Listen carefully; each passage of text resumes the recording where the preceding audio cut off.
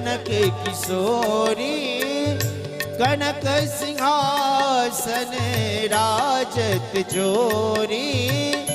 दशरथ नंदन जनक किशोरी, यह छवि अपने मन में बसाऊं।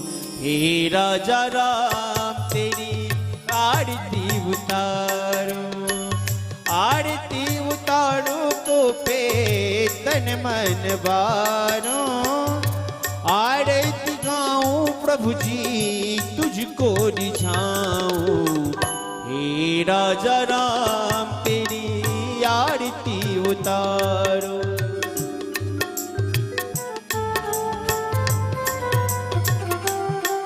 हे पाम भाग सो बीत जग जननी, पाम भाग सो बीत जग जननी। चरण विराजत हैं सुत अंजनी, चरण विराजत हैं सुत अंजनी। इन चरणों में शीस झुकाऊं। हे राजा राम तेरी आरती उतारो। चरणों से निकली गंगा प्यारी, चरणों से निकली गंगा प्यारी। जिसने तारी दुनिया सारी, जिसने तारी दुनिया सारी। इन चरणों के मैं गुणगान गाऊं। हे राजा राम तेरी आरती उतारो। आरती हनुमंत की मन भावे, आरती हनुमंत के मन भावे। राम कथा नीति शिव जी गावे, राम कथा नीति शिव जी गावे। मैं बलिहारी तिहारी जाऊं। हे राजा राम तेरी आरती उतार, आरती उतारो तो पे तन मन बारो। आरती उतारो तो पे तन मन बारो। हे राजा राम तेरी आरती उतारो। हे राजा राम तेरी आरती उतारो। हे राजा राम तेरी आरती उतारो।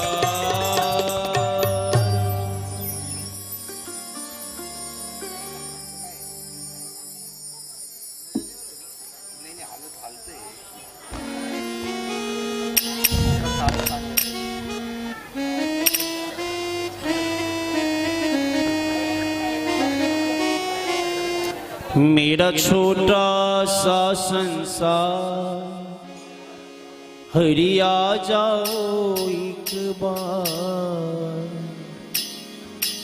हरि आ जाओ, हरि आ जाओ, हरि आ जाओ, हरि आ जाओ। मेरा छोटा सा संसार, हरि आ जाओ एक बार। मेरा छोटा सा संसार, हरि आ जाओ एक बार। मेरा छोटा सा संसार, हरि आ जाओ एक बार। हरि आ जाओ, हरि आ जाओ, हरि आ जाओ, हरि आ जाओ। यह विनती बारंबार, हरि आ जाओ एक बार। तेरा छोटा सा संसार, हरि आ जाओ एक बार।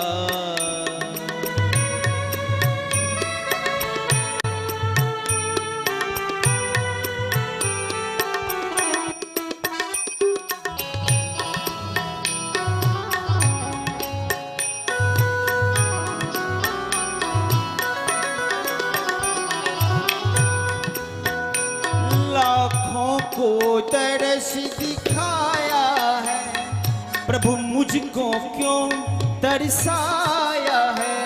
लाखों को तरस दिखाया है, प्रभु मुझको क्यों तरसाया है।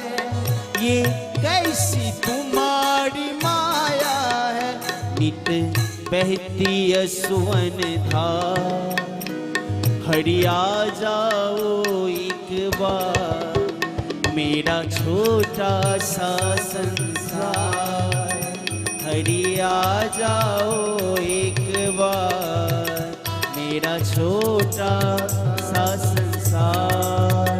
हरि आ जाओ एक बार, हरि आ जाओ, हरि आ जाओ, हरि आ जाओ, हरि आ जाओ। ये बिनती बारंबार, हरि आ जाओ एक बार, मेरा छोटा सा संसार। हरि आ जाओ एक बार। परम पूज्य गुरुदेव भगवान मंचासीन हो चुके हैं। हे प्यारे हरि भक्तों, श्री गुरुदेव के चरणों में वंदन करते हुए समस्त हरि भक्तों के मुखारविंद से श्री ठाकुर जी की दिव्य कथा श्रवण करें। जय श्री राम, जय श्री कृष्ण। श्री गणेशाय नमः। श्री सरस्वत्यै नमः। श्री गुरुचरण कमलेभ्यो नमः। ओम नमो भगवते परमहंसास्वादित चरण कमल चिन्मकरंदाय भक्तजनमानस निवासाय श्री रामचंद्राय। ओम नमो भगवते उत्तम श्लोकाय नमः। आर्य लक्षण शील वृताय नमः। उपशिक्षितात्मन उपासित लोकाय नमः। साधुवाद निकषणाय नमो ब्रह्मण्य देवाय। महापुरुषाय महाराजाय नमः। श्री सीता लक्ष्मण भरत शत्रुघ्न हनुमत समेताय परब्रह्मणे श्री रामचंद्राय नमः। श्रीमन्महर्षि वाल्मीकि चरण कमलेभ्यो नमः। श्रीमद्गोस्वामी तुलसीदास चरण कमलेभ्यो नमः। वागीसाद्याः सुमनसाः सर्वार्थानामुपक्रमे यमनत्वा कृतकृत्यास्यो तं नमामि गजाननं। नीलाम्बुजस्यामलकोमलाङ्गम् सीतासंहारोपितवामभागम्। पाणौ महासायकचारुचापं नमामि रामं रघुवंशनाथम्। रामाय रामभद्राय रामचन्द्राय वेदसे रघुनाथाय नाथाय सीतायाः पतये नमः। आरामः कल्पवृक्षाणां विरामः सकलापदाम्। अभिरामस्त्रलोकानां रामः श्रीमान् सनः प्रभो। रामं रामानुजं सीतां भरतं भरतानुजं सुग्रीवं वायुसूनुं च प्रणमामि पुनः पुनः। जानकी जीवनं वन्दे माण्डवी प्राणवल्लभम् उर्मिलारमणं वन्दे कीर्तिकान्तं नमाम्यहम् अतुलितो बलधामं हेमशैलाभदेहं धनुजवनकृशानुं ज्ञानिनामग्रगण्यं सकलगुणनिधानं वानराणामधीशं रघुपतिप्रियभक्तं वातजातं नमामि। यत्र यत्र रघुनाथकीर्तनं तत्र तत्र कृतमस्तकाञ्जलिं वासुवारि परिपूर्णलोचनं मारुतिं नमत राक्षसान्तकम्। वाञ्छाकल्पतरुभ्यश्च कृपासिन्धुभ्य एव च पतितानां पावनेभ्यो वैष्णवेभ्यो नमो नमः।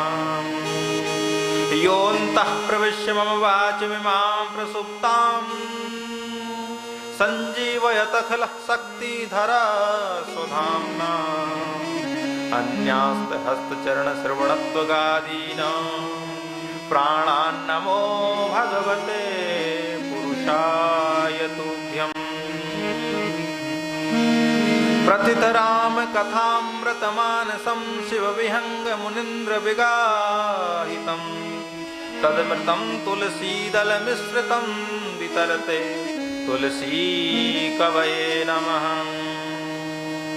सीतानाथसमारम्भां रामानन्दार्यमध्यमाम् अस्मदाचार्यपर्यन्तां वन्दे गुरुपरम्पराम्।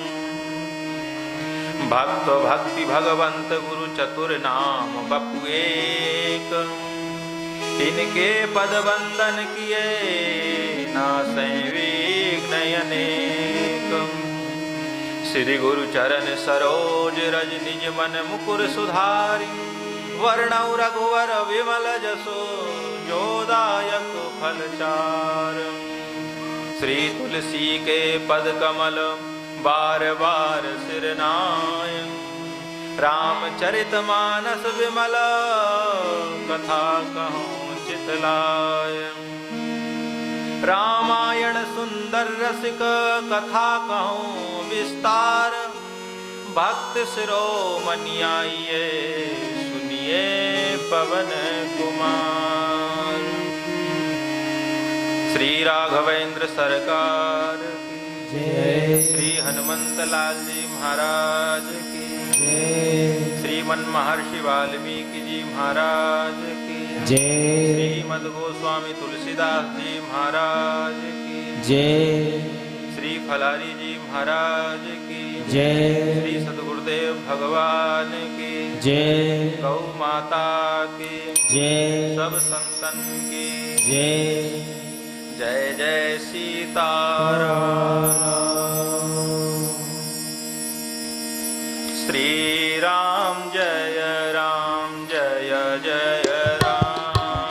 श्री राम जय जय राम। श्री राम जय जय राम। श्री राम जय जय राम। श्री राम जय जय राम।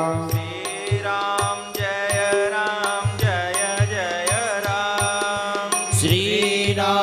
जय जय राम। श्री राम जय जय राम।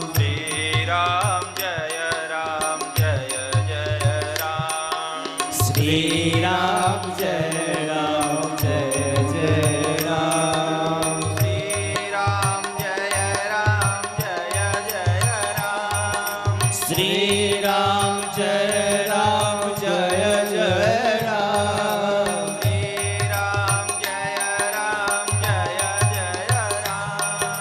श्री राम जय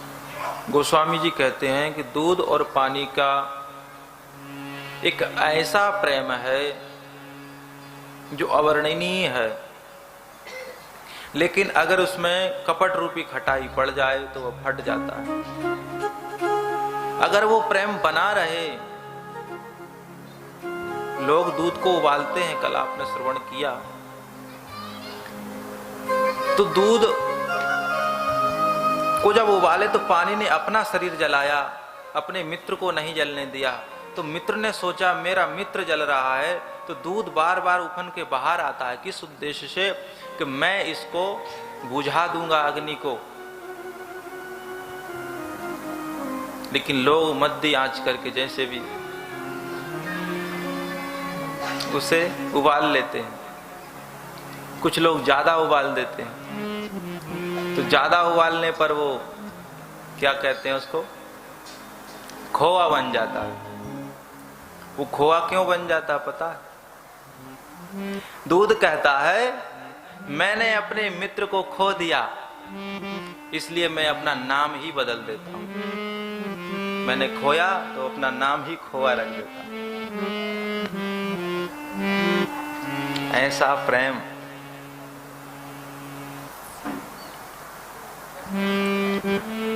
अगर उस प्रेम में, उस नींबू में, उस दूध में, गर्म दूध में नींबू निचोड़ दो तो वो दूध फट जाता है। भले आप वो बेकार हो गया, किसी और उपयोग में ले सकते हैं, लेकिन उसे जोड़ नहीं सकते। मनवा प्रेम का धागा मत तोड़ो चटका, टूटे सो जुड़े नहीं, जुड़े गांठ बन जाए। प्रेम कैसा है? एक धागे के जैसा है।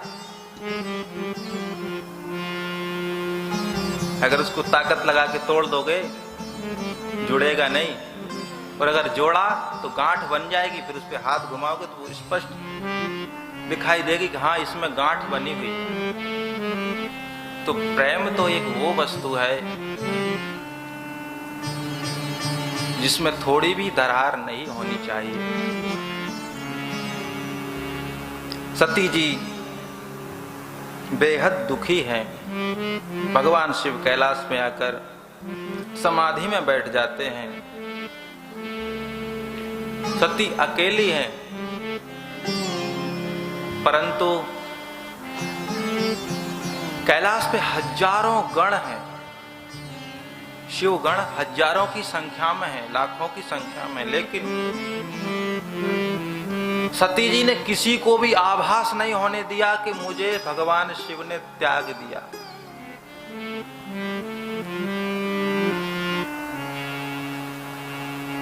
दो प्रेमी अगर रूठ जाएं तो किसी तीसरे को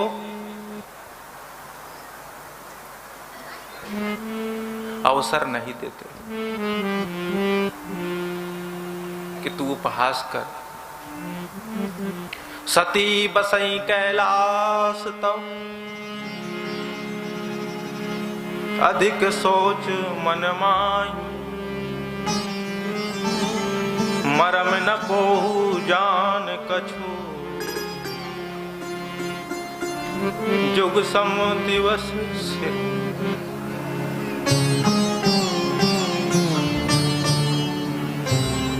सती जी कैलाश पे बस रही है।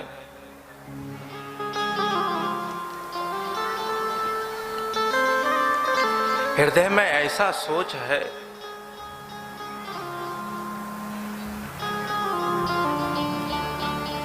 मानो एक दिन नहीं, एक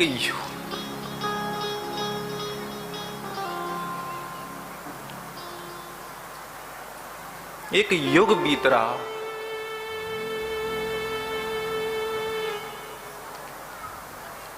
लेकिन किसी को आभास नहीं होने दे। मरम न कोऊ जान कछु।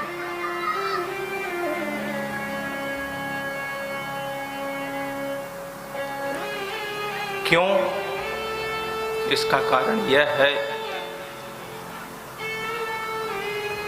रही मन मन की व्यथा, मन ही राखिय गोय,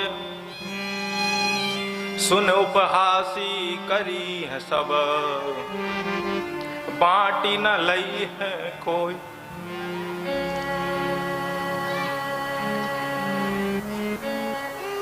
अगर हृदय में पीड़ा हो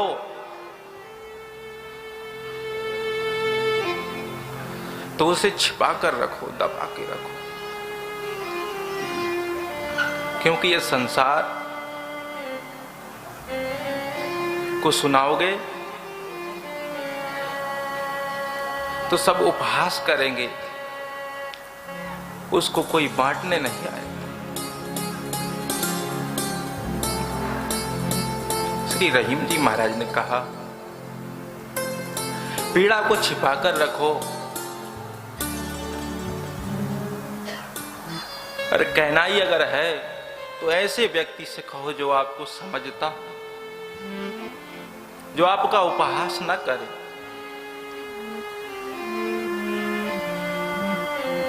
इसलिए सती अपनी पीड़ा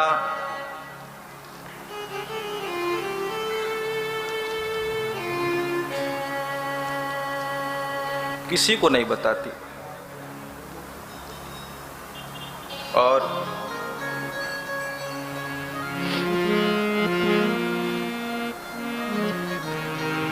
लेकिन भगवान शिव के प्रति प्रेम कम नहीं हुआ। अपनी गलती का पछतावा है। अब भगवान शिव से प्रार्थना कर रही है,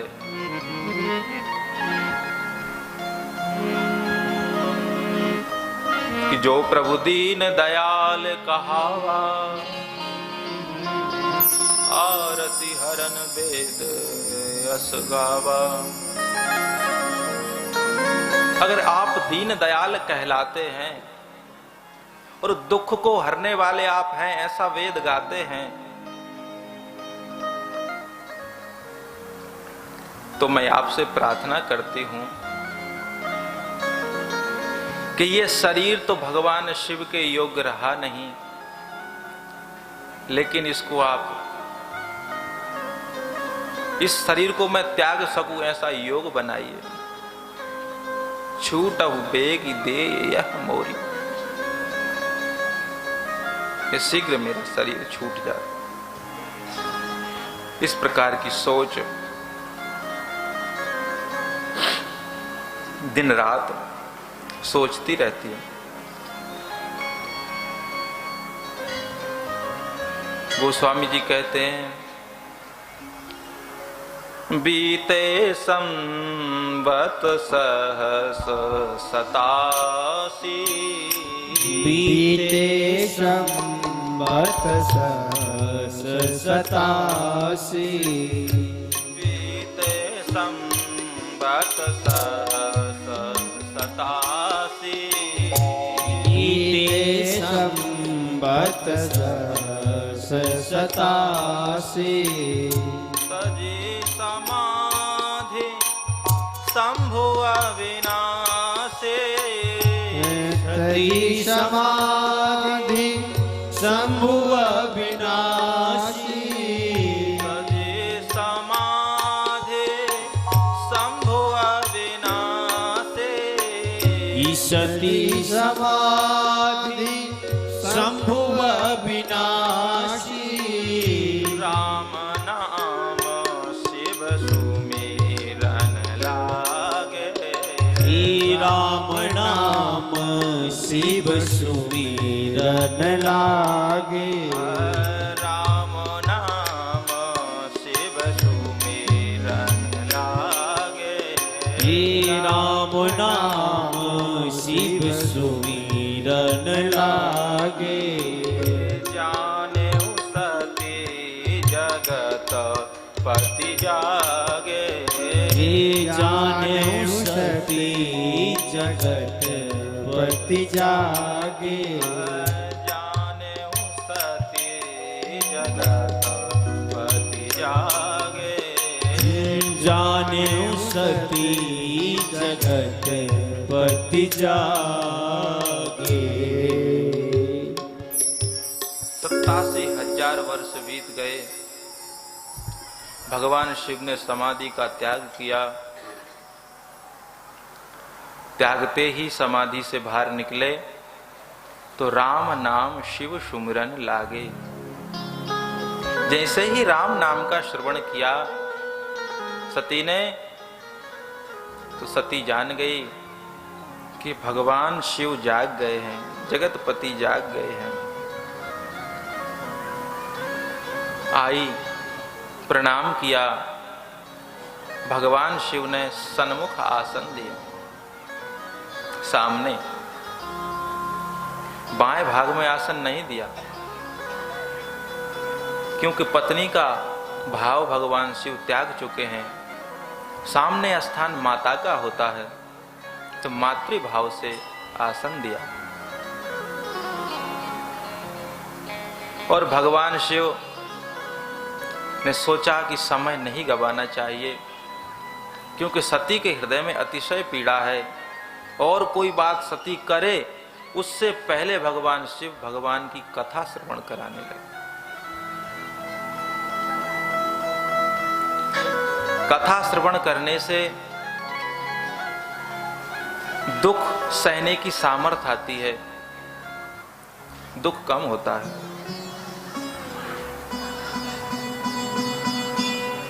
लगे कहन हरि कथा रसाला, और दक्ष प्रजेश भयऊ तेहि काला। उन्हीं दिनों की बात है, प्रजापति दक्ष को प्रजापतियों का भी नायक बना दिया। और ये दक्ष भवानी सती के पिता हैं। ब्रह्मा जी ने विचार करके देखा कि मेरा बेटा लायक है। पता थोड़ी था कि आगे नालायक हो जाएगा। अभी तो लायक दिखाई दिया। और दक्षिण कीन प्रजापति नायक, देखा विधि विचार सब लायक। और जैसे ही प्रजापति दक्ष को प्रजापतियों का नायक बनाया, तो बड़ा अधिकार पा गया। बड़े अधिकार दक्ष जब पावा, तो अति अभिमान हृदय तब आवा। महान अहंकारी हो गया।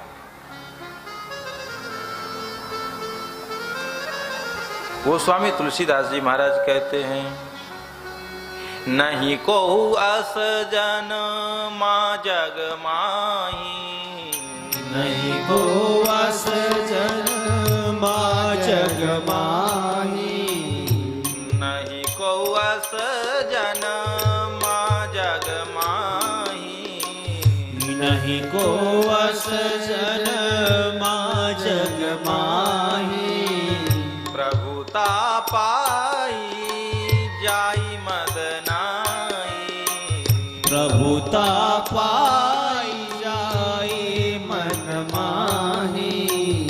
नहीं को अस जन मां जग माही, नहीं कोई अस जन मां जग माही। प्रभुता पाई जाई मद नाई, प्रभुता पाई जाही मद नाई। ऐसा संसार में कोई नहीं है जो कोई बड़ा पद पा जाए तो उस पद का उसे अभिमान ना आए। जो जितने ऊपर जाता है अपने नीचे वालों को उतना ही भूलते जाता है, उनको निरादर करते जाता है।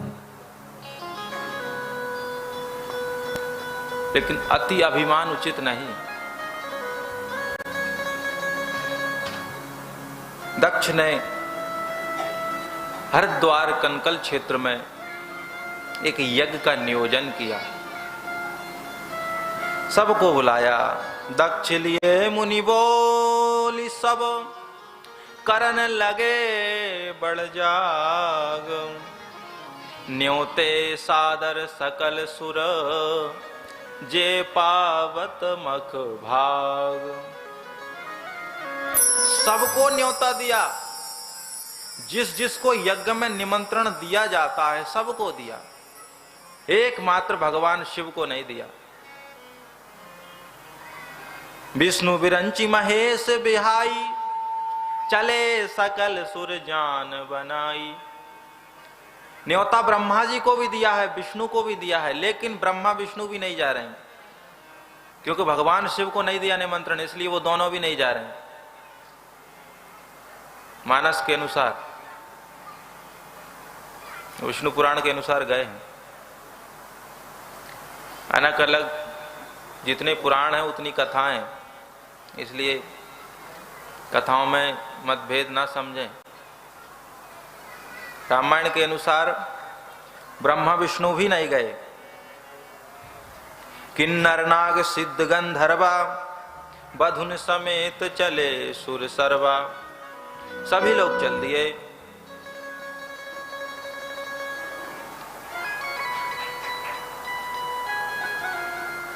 सब जानते हैं कि भगवान शिव को निमंत्रण नहीं दिया गया।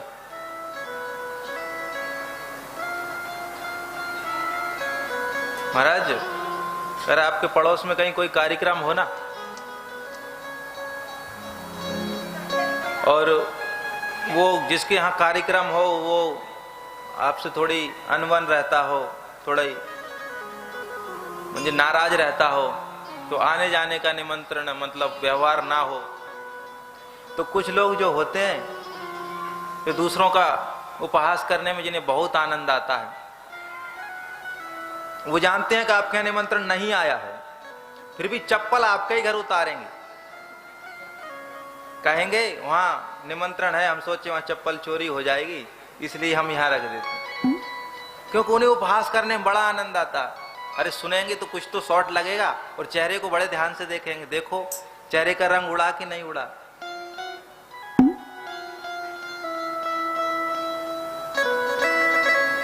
तुलसी जा संसार में भांति भांति के लोग, कछु मानस कछु देवता, कछु पंछी कछु ढोर, विविध प्रकार के लोग हैं।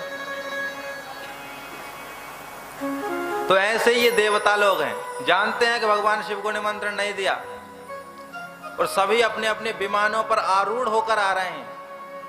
और विमान कहां से? हजारों रास्ते हैं हिमालय जाने के, हरिद्वार जाने के हजारों रास्ते हैं, लेकिन कैलाश होकर ही निकल रहे हैं ऊपर से। वो वहीं भगवान शिव कथा सुना रहे हैं सती को जानबूझकर, और ऐसे नहीं कि चुपचाप निकल जा रहे हो, कैलाश से ही जा रहे हो, तो नहीं, गीत गायन करते हुए जा रहे हैं। जो देववधूटियां हैं वो गीत गा रही हैं,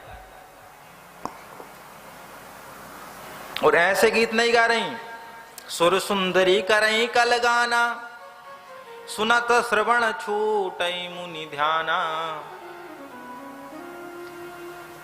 जो ऋषि महात्मा तपस्या कर रहे हैं उनके ध्यान छूट जा रहे हैं उन शब्दों को सुनते ही। लेकिन सती का मन तो कथा में है नहीं, भगवान शिव कथा सुना रहे हैं। जब मन नहीं है तो कथा में बीच में ही भगवान शिव को टोक दिया, भगवान कहीं कोई उत्सव है क्या? ये सभी देवता कहां जा रहे हैं? पूछे शिव तब कहे बखानी, पिता यज्ञ सुनी कछु हर्षानी। जब सुना के पिताजी यज्ञ कर रहे हैं तो थोड़ी प्रसन्न हुई।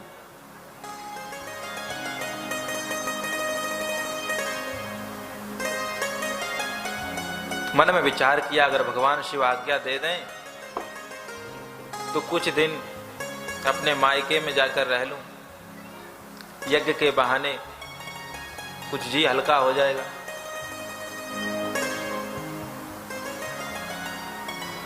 क्योंकि पति परित्याग हृदय दुख भारी, कहे न निज अपराध विचारी। अपराध तो किया है इसलिए कह नहीं पा रही है, लेकिन भगवान शिव ने ध्यान नहीं दिया। नहीं दिया तो फिर सती से नहीं रहा गया, कह दिया। भगवान पिता भवन उत्सव परम, जो प्रभु आयसु हो, तो मैं जाऊं कृपायतन सादर देखन सोई। पिताजी के भवन में उत्सव है, अगर आपकी आज्ञा हो तो मैं आदर पूर्वक जाऊं। ऐसे नहीं मैं अकेले जाऊं, आदर पूर्वक जाऊं, आप भेजें मुझे। भगवान शिव ने कहा, भवानी आपने बहुत अच्छा कहा, मेरे मन को बहुत अच्छा लगा, लेकिन ये अनुचित है, उन्होंने न्योता नहीं भेजा हमको।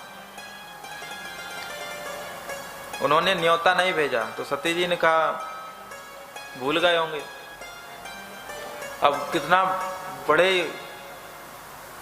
पद पर बैठे हैं, तो सारे देश को देखना पड़ता है, तो एक आध जगह कभी कभी ऐसा होता है, बहुत खास लोग भी छूट जाते हैं, लेकिन इसलिए कोई बहुत बड़ी बात नहीं है न्योता नहीं आया तो। भगवान शिव बोले नहीं, ऐसी बात नहीं है देवी, बात कुछ और है। क्या है? दक्ष सकल निज सुता बुलाई, हमरे बयर तुम्हीं बिसराई। तुम्हारे पिता ने अपनी सारी पुत्रियों को बुलाया है, लेकिन एकमात्र तुम्हें छोड़कर, वो भी हमरे बयर तुम्हीं बिसराई। देखिए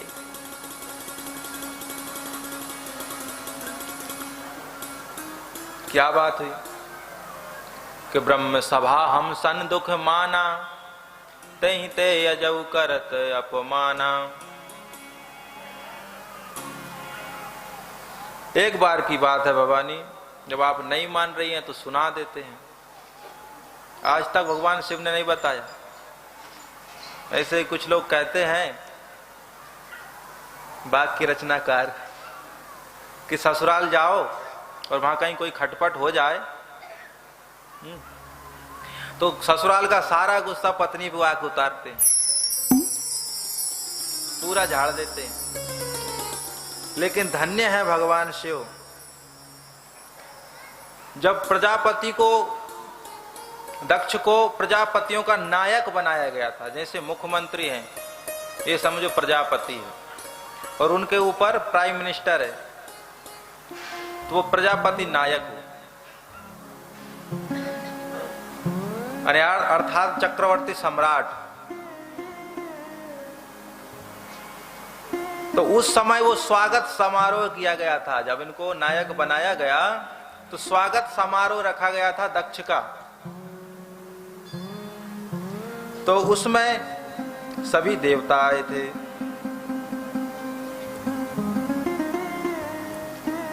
और जब दक्ष आए तो सभी इनके सम्मान में खड़े हो गए, त्रिदेव को छोड़कर। भगवान ब्रह्मा और विष्णु और भगवान शिव तीनों खड़े नहीं हुए। अब ब्रह्मा जी को देखा तो कोई ज्यादा नाराजगी नहीं हुई, क्योंकि पिताजी हैं, वृद्ध हैं, पिताजी हैं, इसलिए। भगवान विष्णु की ओर दृष्टि गई तो सोचा पिताजी के भी पिताजी हैं, कोई बात नहीं, नहीं खड़े हुए। लेकिन जब भगवान शिव को देखा तो आंखें लाल हो गईं। बोला अरे ये तो मेरा दामाद है, इसको तो मैंने अपनी बेटी दी है, ये कपाली मसान में रहने वाला हजारों गालियां दिया, बहुत प्रकार से अपमान किया, लेकिन भगवान शिव को कोई फर्क नहीं पड़ा। जब फर्क नहीं पड़ा तो वहां नंदी बैठे हुए थे, नंदी से नहीं रहा गया और उन्होंने दक्ष को श्राप दिया अरे मूर्ख, भगवान शिव का अपमान पे अपमान किए जा रहा है,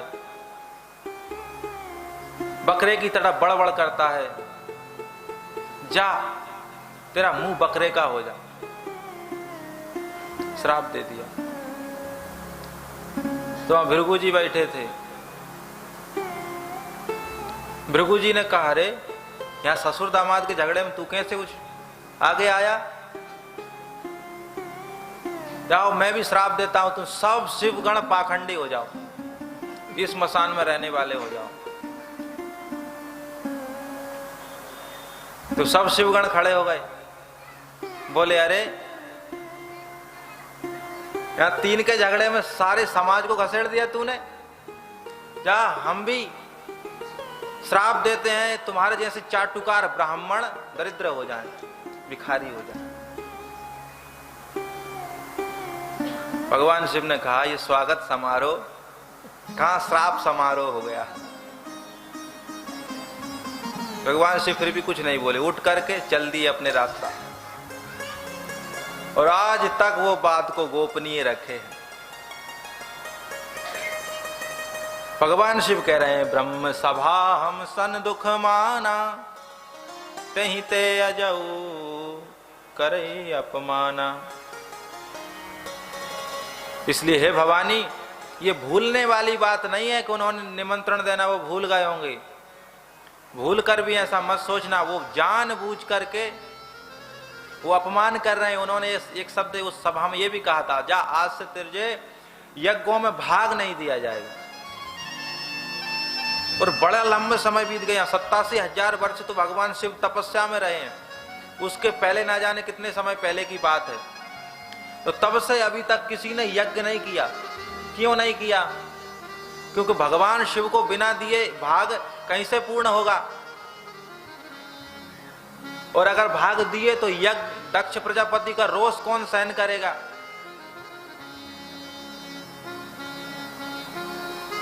जब किसी ने यज्ञ नहीं किया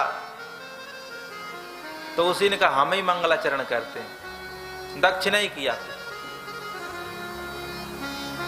तो भगवान शिव कहते हैं, अगर आप हम बिना बुलाए जाते हैं तो हमारे मन के अनुसार ये उचित नहीं है, हमारा मत इसमें सम्मिलित नहीं है,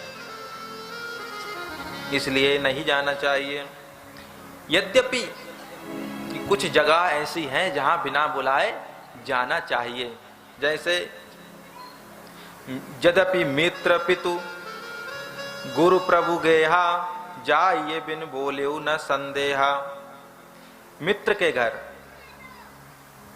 स्वामी के घर, पिता के घर और गुरु के घर बिना बुलाए जाना चाहिए, इसमें कोई संदेह नहीं है।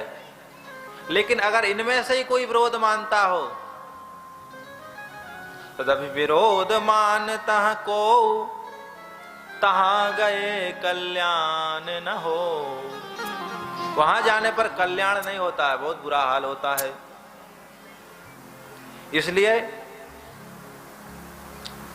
नहीं जाओ। अब सती जी नहीं मानी। भगवान शिव ने बहुत प्रकार से समझाया, लेकिन सती नहीं मानी। जब नहीं मानी तो यहां पर गोस्वामी तुलसीदास जी लिखते हैं, कही देखा हर जतन बहु, रही न दक्ष कुमारी, दिए मुख्य गण संग तब विदा की न त्रिपुरारी। बहुत प्रकार से समझाया, लेकिन जब जान लिया कि दक्ष कुमारी, विशेषण वही दे रहे हैं अभी भी गोस्वामी जी, चतुर्बाप की बेटी, कि जब नहीं रहते दिखाई दी, तब भगवान शिव ने अपने प्रमुख गणों को बुलाया और आदर पूर्वक विदा किया कि जाओ यज्ञ देखो। अब यहां पर श्रीमद् भागवत महापुराण के अनुसार 60,000 गण सती जी के साथ गए हैं। 60,000 गणों की संख्या में सती जी आई, देखा पिता भवन जब गई भवानी, दक्ष त्रास काहू न सन्मानी। दक्ष का सख्त निर्देश था, अगर आ भी जाए तो कोई सम्मान नहीं करना, तो कोई इनकी ओर देखता भी नहीं। ऐसा हाल।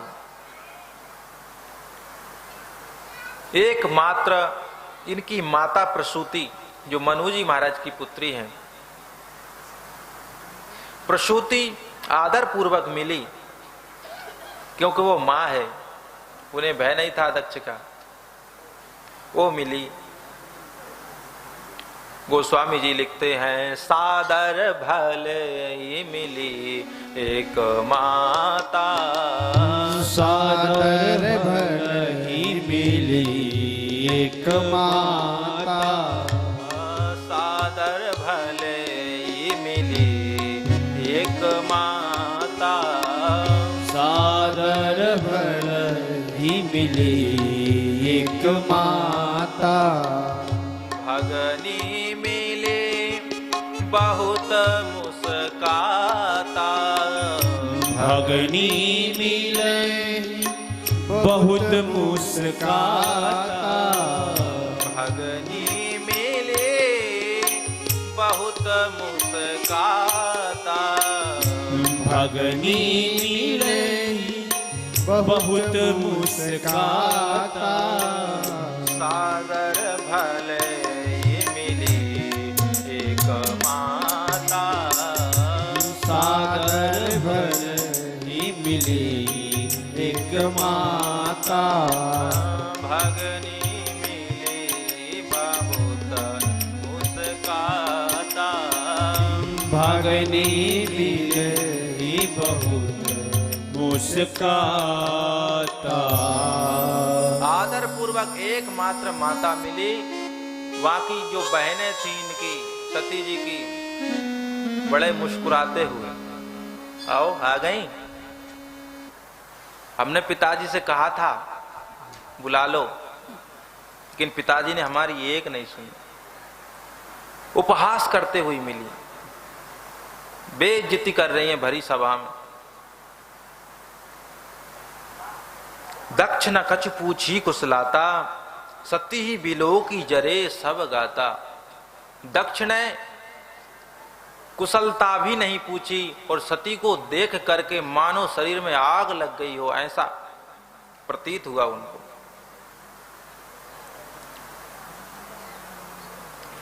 तब सती जी ने यज्ञशाला की ओर प्रस्थान किया। सती जाई देखे जग जागा, कतहु न दीख शंभु कर भागा।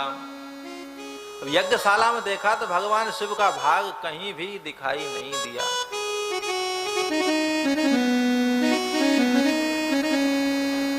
देखें,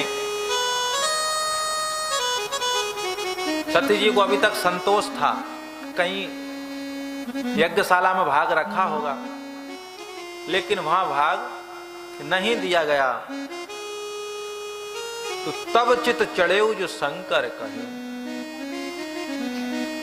अब वो बातें याद आ रही हैं जो भगवान शिव ने कहा था, प्रभु अपमान समुझ उर दह्यो। शिव जी का अपमान समझ करके हृदय जल उठा।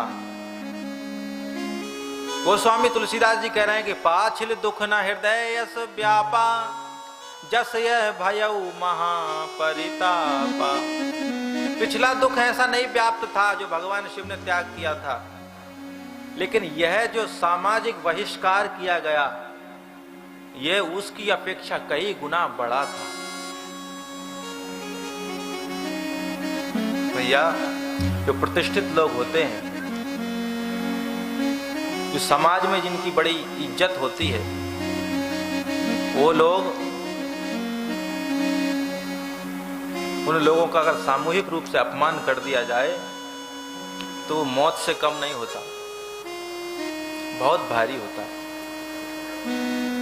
मरणादतिश्च कीर्तिर संभावितस्य चा कीर्तिर मरणादतिरिच्यते। गीता में भगवान कहते, संभावित कह अपजस लाहू, मरण कोटि सत दारुण दाहू।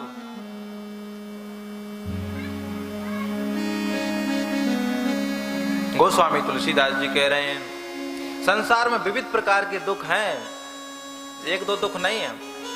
यद्यपि जग दारुण दुख नाना, यद्यपि दारुण दुख नाना, यद्यपि जग दारुण दुख नाना, यद्यपि जग दारुण दुख नाना, सबते कठिन जाति अपमाना, सबसे कठिन जाति अपमाना, सबते कठिन जाति अपमाना, सबसे कठिन जाति अपमाना, समुझि सो सती भयउ अति क्रोधा, समुझि सती भयउ अति क्रोधा, समुझि सो सती भयउ अति क्रोधा, समुझि सती भयउ अति क्रोधा, बहुविधि जननी की न प्रबोधा, बहुविधि जननी की न प्रबोधा, बहुविधि जननी की न प्रबोधा, बहुविधि जननी की न प्रमोदा। यद्यपि करके बहुत सारे दुख हैं संसार में, लेकिन इन दुखों की तुलना में जो सामूहिक बहिष्कार है, जाति से बहिष्कृति है, ये सबसे भयंकर दुख है।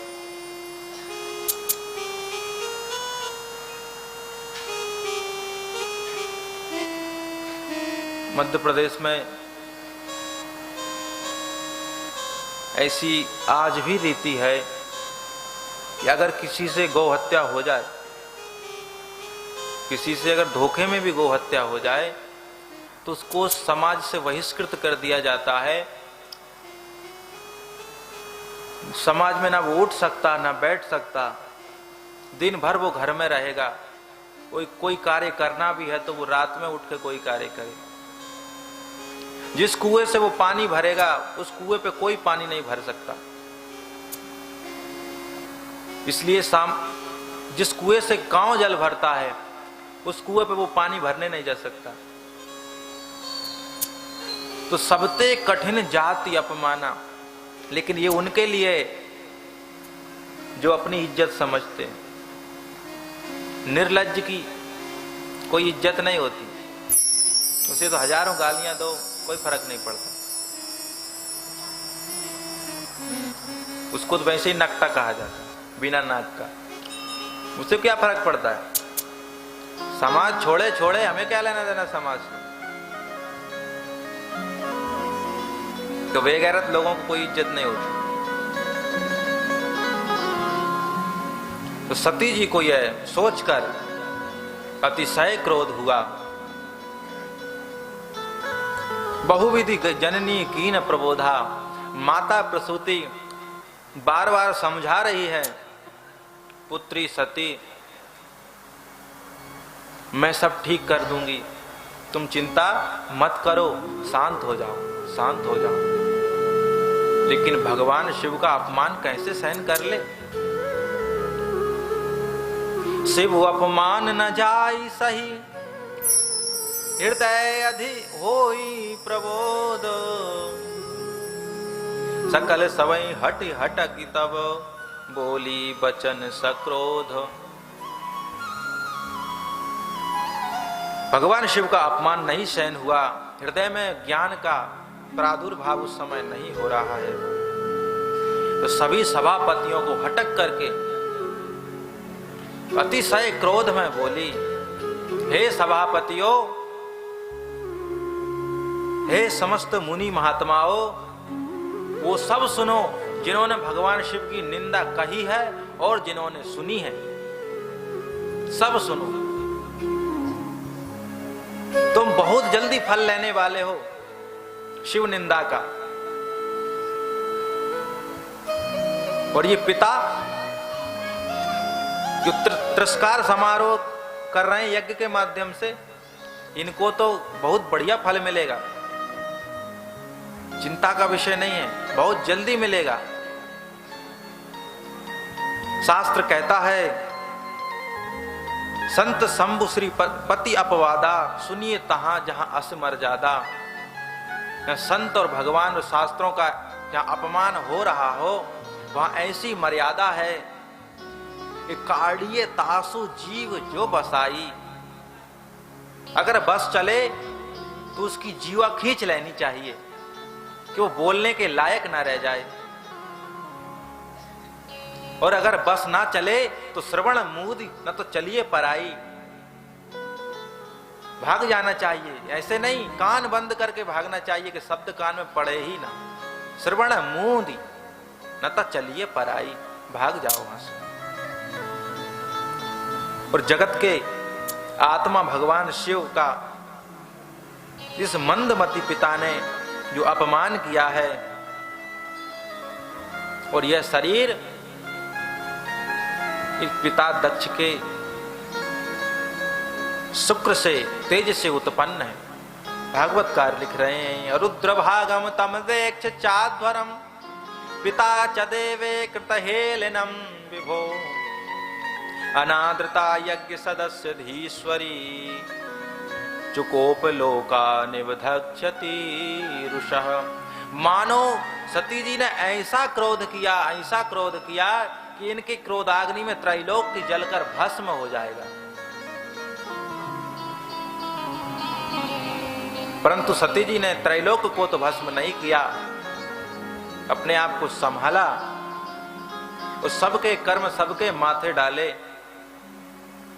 श्राप देकर अतस्तवोत्पन्नमिदं कलेवरम न धारी से सितकंठ गर्हिणा।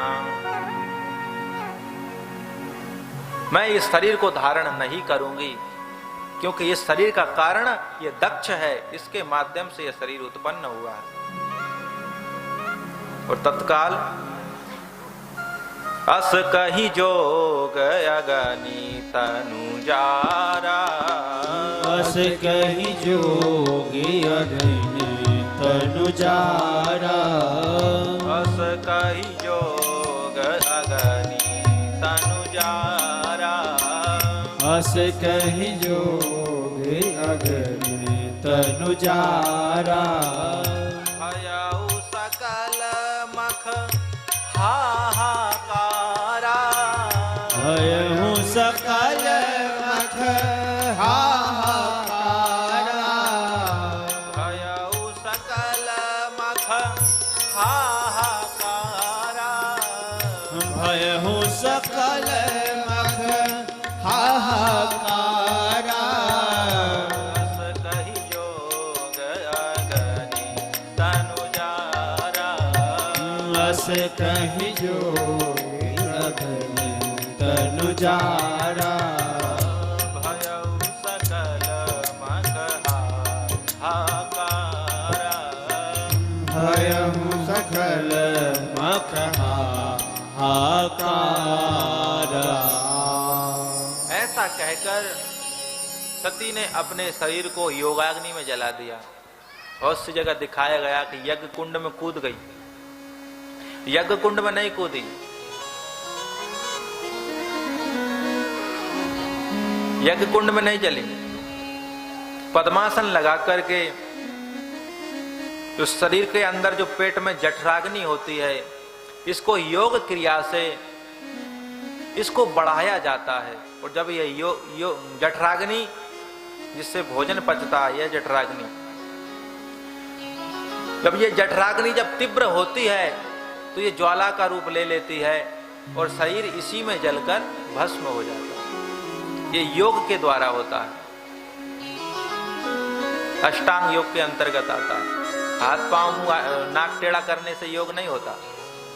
योग की क्रियाएं अष्टांग योग है, यम नियम आसन ध्यान धारणा योग समाधि वगैरह वगैरह।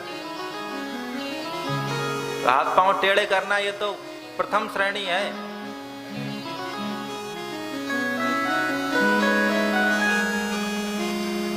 एक श्रेणी का भी छोटा सा अंग है वो। तो अष्टांग योग और सबसे लास्ट है समाधि। तो ये जठराग्नि योगाग्नि के द्वारा तीव्र करी और इसी में अपने शरीर को जलाकर भस्म कर दिया। श्री भागवताकार श्री सुखदेव भगवान कहते हैं, ददर्श देहो हतकल्म सा सती सत्या प्रज्वाल समाधि जाग्निना। तत्काल अपने शरीर को जलाकर भस्म कर दिया। तो भयउ सकल मख हा हा कारा। संपूर्ण यज्ञ भूमि में कनकल क्षेत्र में हरिद्वार में 40 कोस की क्षेत्र में यज्ञशाला बनाई गई है।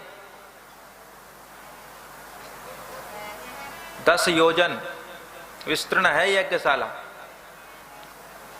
तो इतनी विशाल यज्ञशाला में अंदर शरीर का त्याग किया है। और बाहर बात आने में थोड़ा तो टाइम लगेगा। और जैसे ही बाहर बात आई तो भयउ सकलमक हा हा कारा। शिवगणों ने सुना। यहां पर सती जब से भगवान शिव ने त्याग किया है तब से 4 प्रकार की अग्नि में सती जली है। सर्वप्रथम विरहाग्नि में तपई अवायव उर अधिकाई। अवा कैसे तपता? कुम्हार का अवा देखा होगा। जब वो अवा लगाता है अंदर आग डाल देता है, बाहर से उसको पैक कर देता है और वो अंदर ही अंदर जलते रहता है। बाहर नहीं पता चलता कि इसमें अग्नि डली है या नहीं डली। तो सती हृदय से जल रही है, अंदर ही अंदर। विरह अग्नि ऐसी होती है। दूसरी प्रभु के अपमान की अग्नि में। प्रभु अपमान न समुझ सही उर्दयो। हृदय जल उठा। समुझ सती भयो अति क्रोधा। और चौथी योगाग्नि में इस प्रकार से अपने शरीर को त्याग किया। इधर शिवगणों ने सुना। सती मरत सुनि शंभुगन लगे करन मख खीस। यज्ञ विध्वंस विलोकी भृगु रक्षा की न मुनीस। सभी शिवगण क्रोध में भर गए और अपनी मां को जलते हुए देखकर सुनी, देखा नहीं है क्योंकि यज्ञशाला बहुत बड़ी है, आजकल जैसी नहीं है कि इधर से उधर तक देखा जा सके। बहुत विशाल यज्ञशाला। तो सुना। जब सुना तो क्रोध में आ गए और लगे करन मख खीस। यज्ञ को विध्वंस करने लगे शिवगण।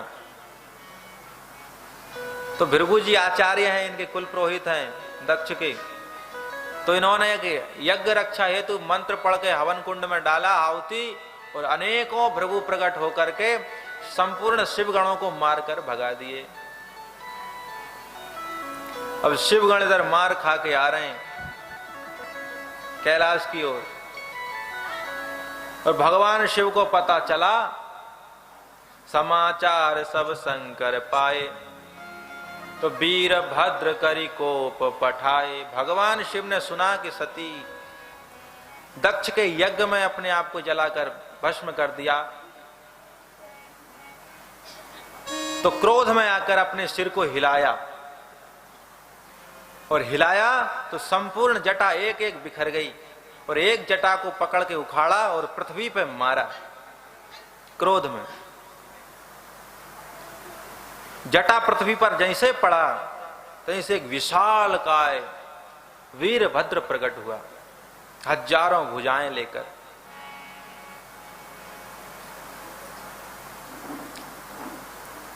वीरभद्र ने कहा, मेरे लिए क्या आज्ञा है कि जाओ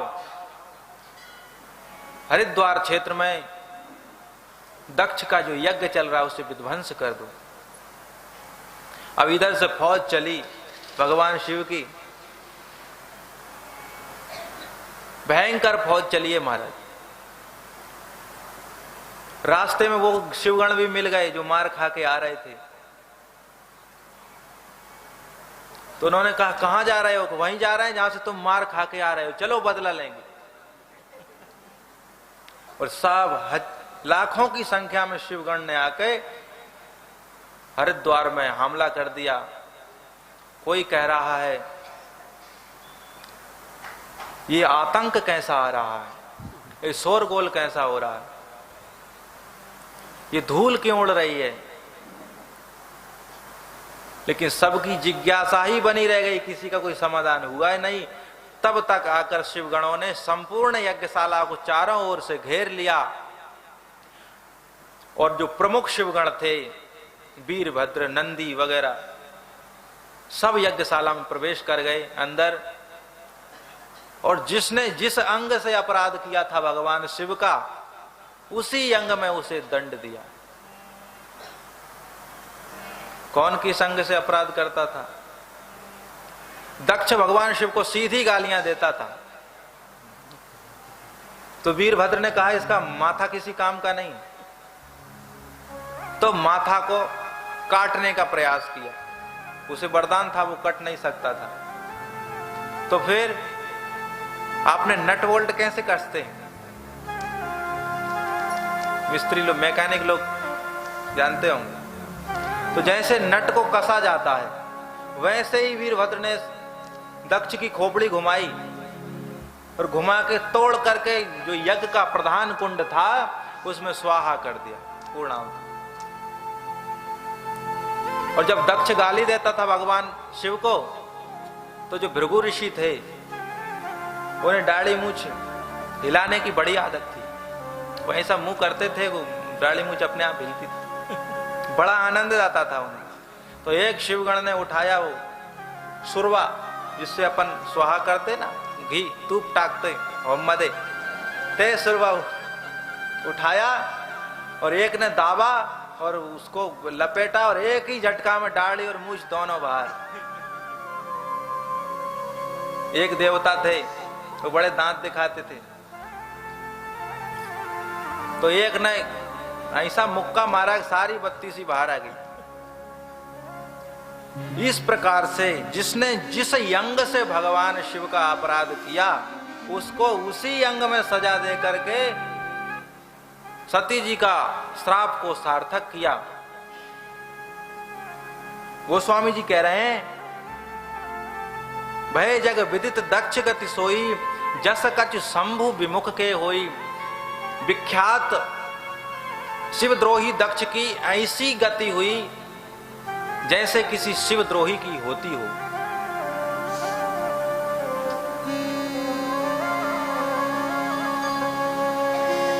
और फिर सब देवताओं को भी मारा कूटा, खूब मारा, खदेड़ खदेड़ के मारा। सबको बढ़िया से दक्षिणा दिया, लो दक्षिणा लेने आए थे, खूब बढ़िया दक्षिणा दिया।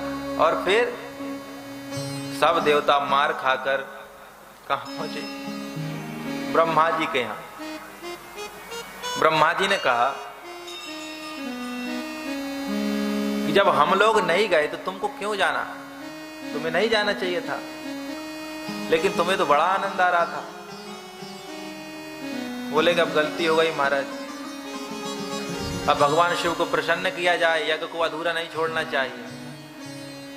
तो फिर आए तो ब्रह्मा जी और भगवान विष्णु के साथ सभी कैलाश पर आए और भगवान शंकर को मनाने लगे। कैलाश के निवासी नमो बार बार हो, नमो बार बार हो। आए शरण तिहारी प्रभु तार तार हो। कैलाश के निवासी नमो बार बार हो, नमो बार बार हो। आए शरण तिहारी प्रभु तार तार हो। कैलाश के निवासी नमो बार बार हो। आए शरण तिहारी प्रभु तार तार हो।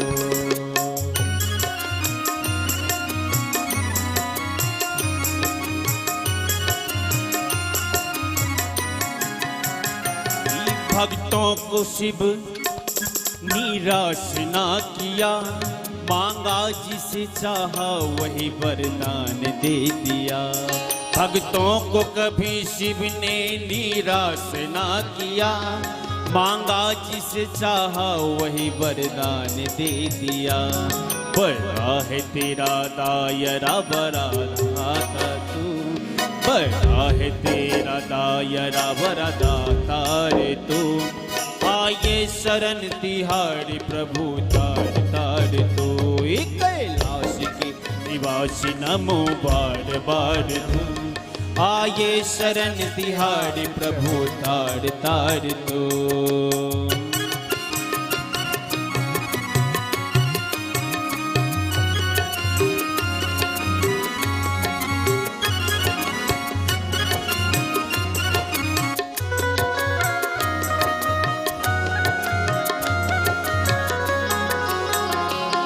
बखान क्या करूं मैं राखों की ढेर का, बखान क्या करूं मैं राखों की ढेर का।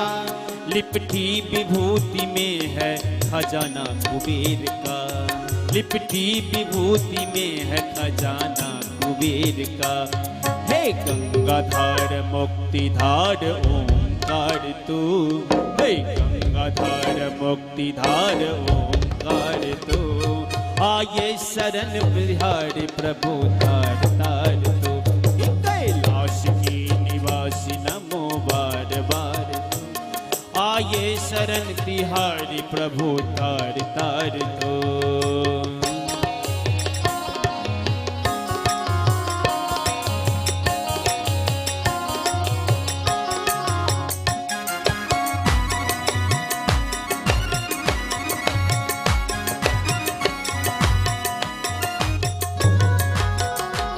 क्या क्या नहीं दिया है ये है प्रमाण है, क्या क्या नहीं दिया है ये हम प्रमाण हैं। तेरी कृपा के आसिर सारा जहान है, तेरी कृपा के आसिर सारा जहान है। जहर पिया जीवन दिया कितना उधार तू, आये शरण तिहारी प्रभु तार तार तू। कैलाश की निवासी नमो बार बार तू, आये शरण तिहारी प्रभु तार तार तू। कैलाश की निवासी नमो बार बार तू, आये शरण तिहारी प्रभु तार तार तू।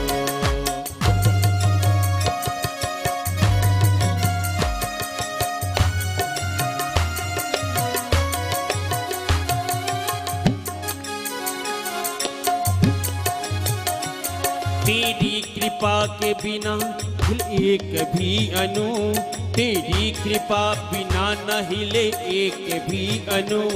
लेते हैं श्वास तेरी दया से तनु तनु, तेरी कृपा के बिना न एक भी अनु। लेते हैं श्वास तेरी दया से तनु तनु। कर ठाठ एक बार मुझे निहार तू, कर ठाठ एक बार मुझे निहार तू। आया शरण तिहारी प्रभु तार तार तू, कैलाश के निवासी नमो बार बार तू। आया शरण तिहारी प्रभु तार तार तू, कैलाश के निवासी नमो बार बार तू। आया शरण तिहारी प्रभु तार तार तू, कैलाश के निवासी नमो बार बार तू। आया शरण तिहारी प्रभु तार तू। विश्वनाथ भगवान की जय। भगवान शिव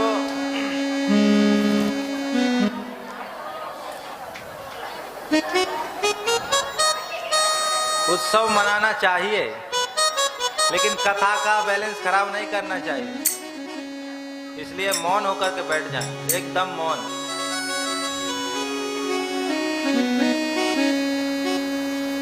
श्री सीतारामचंद्र भगवान की।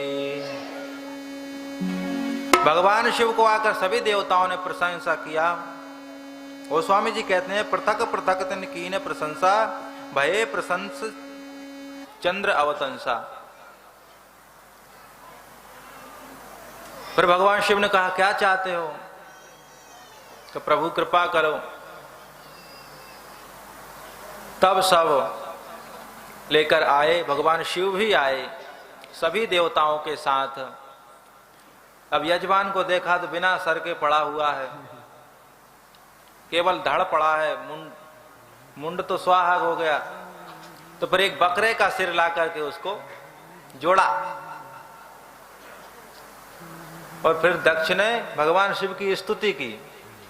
और जब स्तुति की तो भगवान शिव हंस पड़े, क्योंकि बकरे के मुख से बकरे ही जैसा बोलेगा ना। तो भगवान शिव हंस गए। इस प्रकार से आज भी लोग बम बम करके भगवान शिव को अपने ससुर जी की याद दिलाते हैं कि ससुर जी की याद आ जाए तो थोड़ा मुस्कुरा जाए तो हमारे ऊपर भी थोड़ी कृपा दृष्टि हो जाए। कहते हैं बम बम नमक पार्वती पते हर हर महादेव। यज्ञ संपन्न किया। फिर सभी देवताओं ने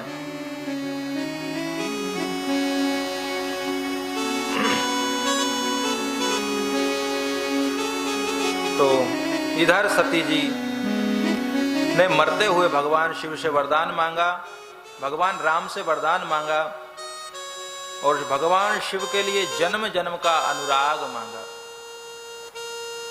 जन्म जन्म शिव पद अनुरागा। योगाग्नि में मरने वाला जन्म नहीं लेता, अगर वो चाहे तो जन्म लेता है। तो सती जी की इच्छा थी कि नहीं, मुझे शिव जी की सेवा करनी है, इसलिए उन्होंने जन्म की मांग की भगवान शिव से। अब ये शैलराज हिमालय के घर आकर के इन्होंने जन्म लिया। और जब से शैलराज हिमालय के घर में जन्म लिया तो गोस्वामी जी कहते हैं सकल सिद्धि सुख संपत्ति छाई, संपूर्ण रिद्धि सिद्धियां शैलराज हिमालय के यहां छा गई। शैलराज हिमालय की ऐसी शोभा हो रही है मानो किसी विमुखी व्यक्ति को राम भक्ति मिल गई हो और वो बड़े आदर को प्राप्त हो रहा हो। नित्य उत्सव हो रहा है। ब्रह्मादिक देवता सभी शैलराज हिमालय के गुण गा रहे हैं। नारद जी ने समाचार पाया कि सती जी ने पुनः शरीर धारण कर लिया।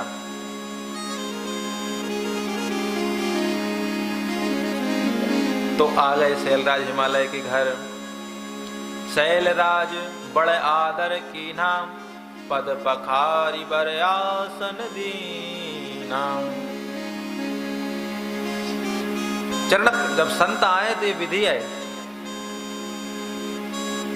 संत अगर घर में आए तो उनकी चरण प्रक्षालन करना चाहिए और श्रेष्ठ आसन पे उन्हें बैठाना चाहिए और फिर प्रणाम करना चाहिए। नारी सहित मुनि पद सिर नावा, चरण सलिल सब भवन सिंचावा। अपनी धर्मपत्नी श्री मैना जी के सहित वंदन किया।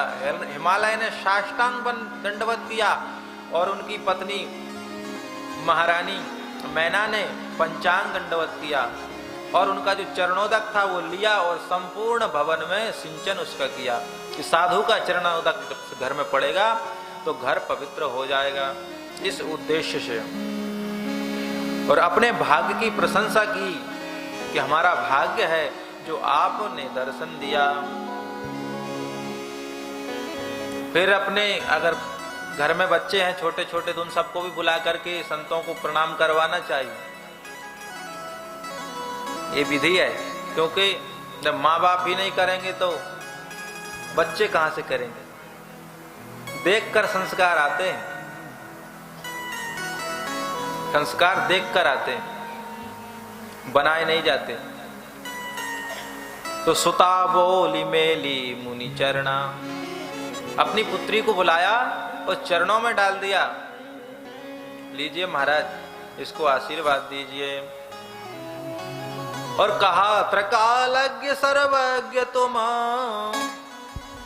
गति सर्वत्र तुम्हारी, कहु सुता के दोष गुण, मुनिवर हृदय विचार। आप त्रिकालज्ञ हैं, त्रिकालदर्शी हैं, आप सर्वज्ञ हैं, सब कुछ जानने वाले हैं, आपकी सब जगह गति है। नारद जी की मन की गति है, कहीं भी जा सकते। तो आप इतने बड़े पहुंचे हुए फकीर हैं, साधु हैं, इसलिए आप शीघ्रता से बता सकते हैं, ठीक ठीक बता सकते हैं कि इनमें क्या दोष है और क्या गुण है। आप हृदय से विचार करके कहिए। तब नारद जी हंसकर बोले, हे राजन, तुम्हारी पुत्री तो संपूर्ण सद्गुणों की खान है, कोई अवगुण नहीं है इनमें। ये सुंदर है, सहज सुशील है, सयानी है। इनका नाम अंबिका है, उमा है, भवानी है। 3 नाम बताए, उमा, अंबिका, भवानी। सब लक्षण संपन्न कुम्हारी, ओ यही संतत पियई प्यारी। संपूर्ण सदलक्षणों से संपन्न है और ये अपनी को, अपने पति को प्राण प्रिय होंगी। श्री पार्वती जी जैसा प्राण प्रिय कोई नहीं हुआ आज तक। लोग कहते हैं कि अर्धांगिनी होती है, लोग कहते हैं कि पत्नी पति की अर्धांगिनी होती है, लेकिन इसको प्रकट किसी ने नहीं दिखाया भगवान शिव के अलावा। भगवान शिव को पार्वती जी इतनी भागई कि आधा शरीर दे दिया कि लो इसी में बसो। इसलिए भगवान शिव अर्धतन कहे जाते हैं, अर्धनारेश्वर। तो हो यही संतत पियई प्यारी। और इनका जो पति होगा सदा अचल यही कर यही बाता, यही तेजस पई है पितु माता। इनका पति अचल होगा, अचलायमान होगा, कभी मरने वाला व जन्म लेने वाला नहीं होगा, अजर अमर। और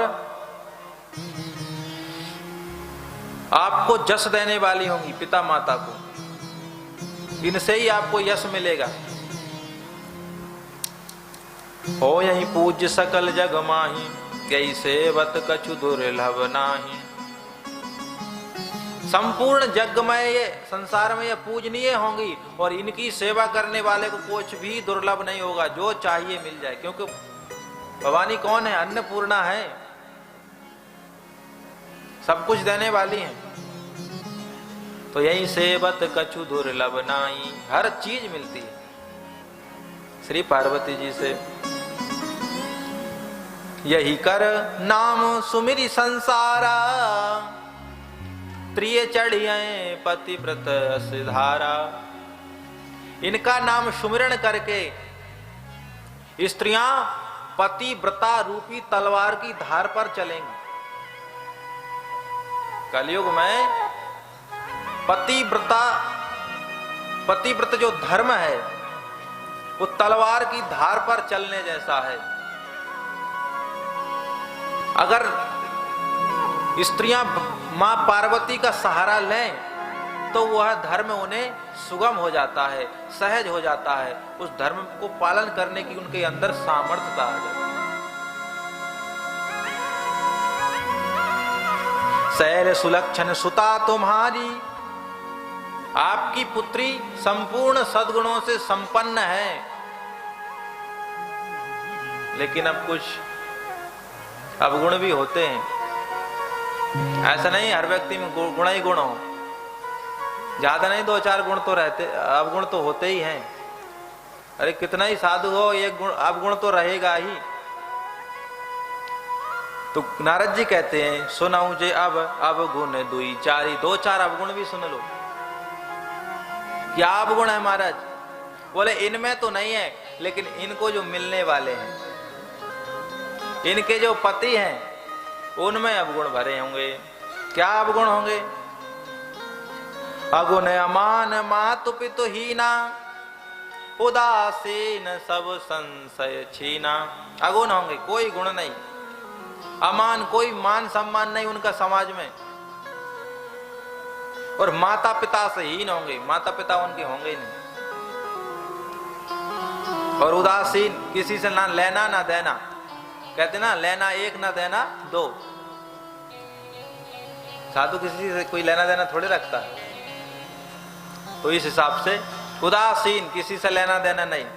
और सब संशय छीना, कोई संशय नहीं। स्वरूप कैसा होगा? तो जोगी जटिल अकाम मन, नगन अमंगल बेश, अस स्वामी यही कामिली, परिहस्त सिरेख। योगी होगा, जटाधारी होगा, अकामी होगा, वासना रहित होगा, मन कामना रहित होगा, और नग्न होगा, और अमंगल वेश धारण किए होगा। मुर्दा की भस्म लगाते हैं भगवान।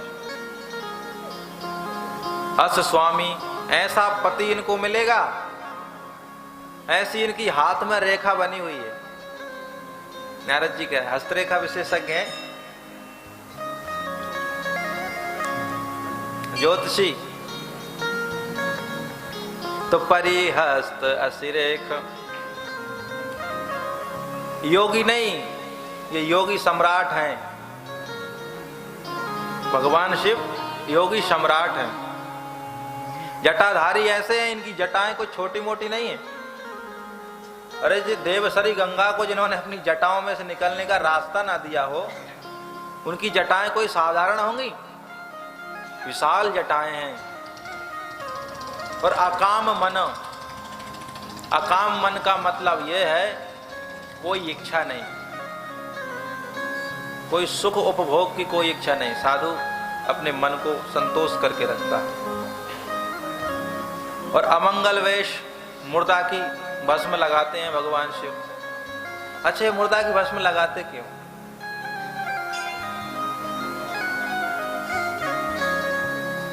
भगवान शिव किसी रास्ते से गुजर रहे थे, तो एक रास्ते में एक लंबा लंबा सा जा रहा था। 4 लोग उसमें लगे थे, व्हाइट कपड़े पहना के, फूल हार डाल के ले जा रहे थे, और नारा एक लगा रहे थे, क्या? राम नाम सत्य है। अब भगवान शिव को राम नाम कितना प्रिय है, बहुत प्रिय है। तो उन्होंने कहा, वाह, ये तो हमारा समाज है, हम भी तो कहते हैं राम नाम सत्य है, बाकी सब असत्य है, तो ये हमारा समाज है। तो उनके सब उसी में शामिल हो गए। अब वो सब जा रहे थे शमशान घाट। शमशान घाट आए तो जैसे ही मुर्दे को रखा नीचे, तो सब अपनी अपनी घर गृहस्थी की बातों में लग गए। बोले सब झूठा है, कुछ नहीं है, देखो खाली हाथ आया था, खाली हाथ गया, कितना अच्छा था। भगवान शिव कह रहे हैं, देखो अभी तक तो ये राम नाम सत्य कर रहे थे, और अब नाम सब भूल गए और दुनियादारी की बातें करने लगे। और थोड़ी देर में वो अग्नि दे करके वो सब अपने अपने घर चले गए। फिर वही गृहस्थी की बातें। तो भगवान शिव ने कहा, नहीं, ये अपनी समाज की नहीं, अपनी समाज का वो है जो इनके साथ था। तो फिर आए शमशान घाट और चिता को भस्म होने तक की प्रतीक्षा की, राम राम करते हुए। और जैसे ही वो चिता भस्म हो गई तो गरम गरम, वाह, राम नाम सत्य है। और उस चिता को उठा करके भस्म को अपने शरीर से लगा लिए। इस प्रकार से भगवान शिव अमंगल वेश धारण करते हैं। नाम दिगंबर रूप दिगंबर, शिव मर घट के वासी, भस्मांगे व्यघरांबर शोभित हर हर शिव अविनाशी। हर हर महादेव। हर ऐसे भगवान शिव। अब जो नारद जी ने जो गुण बताए वो खोल कर नहीं बताया कि ये किसमें है, वह कौन मिलेगा इनको पति रूप में, केवल संकेत किया कि ऐसा होगा, ऐसा ऐसा उसका स्वरूप होगा, ऐसा स्वभाव होगा। अब यहां पर कहा मातु पितु हीना, तो मातु पितु हीना से क्या अपन तो ये अर्थ लगाएंगे मर गए होंगे, लेकिन ऐसा नहीं है। शिव जी के माता पिता है ही नहीं, वो स्वयं भवा, स्वयं उत्पन्न हुए। यस्यांके च विभाति भूधर सुता देवापगा मस्तके भाले बाल विदुर्गले च गरलम यस्यो रसी व्यालराट सोयम भूति विभूषणाः सुरवराः सर्वाधिपा सर्वदा सर्वाः सर्वगताः शिवाः शशिनिभा श्री शंकराः पातु माम। तो स्वयं भुव हैं, स्वयं भू हैं, स्वयं उत्पन्न हुए। अब ये बात सुनी हिमाचल ने, तो सुनि मुनि गिरा सत्य जिये जानी दुख दंपति उमा हर्षानी। दोनों पति पत्नी को बहुत दुख हुआ, लेकिन उमा जी प्रसन्न हुई। हाँ, हमें कौन मिलने वाले हैं वो समझ गई, लेकिन प्रसन्नता प्रकट नहीं करी क्योंकि समय अच्छा नहीं था। अब नारद जी सुनाए तो नारद जी के सुनकर बातें सब दुखी हुए और आपस में चर्चा कर रहे अब क्या होगा, कैसे इस विपत्ति से बाहर जाया जाए। पार्वती जी वहां से उठकर चली जाती हैं, अपनी सखी की गोद में जाकर बैठ जाती हैं। सोच रहे हैं कि देवर्षि नारद की वाणी असत्य नहीं हो सकती, इसलिए क्या उपाय किया जाए। नारद जी से पूछा तो नारद जी ने कहा, कहे मुनीस हिमवंत सुनो जो विधि लिखा लिलार देव दनुज नर नाग मुनि को न मेटनहार। जो विधाता ने लिलार में मस्तक में लिख दिया है, देव धनुज राक्षस कोई भी मिलकर उसे मिटा नहीं सकता। इसलिए लेकिन फिर भी मैं एक उपाय कहता हूं। क्या उपाय है महाराज? तो कहते हैं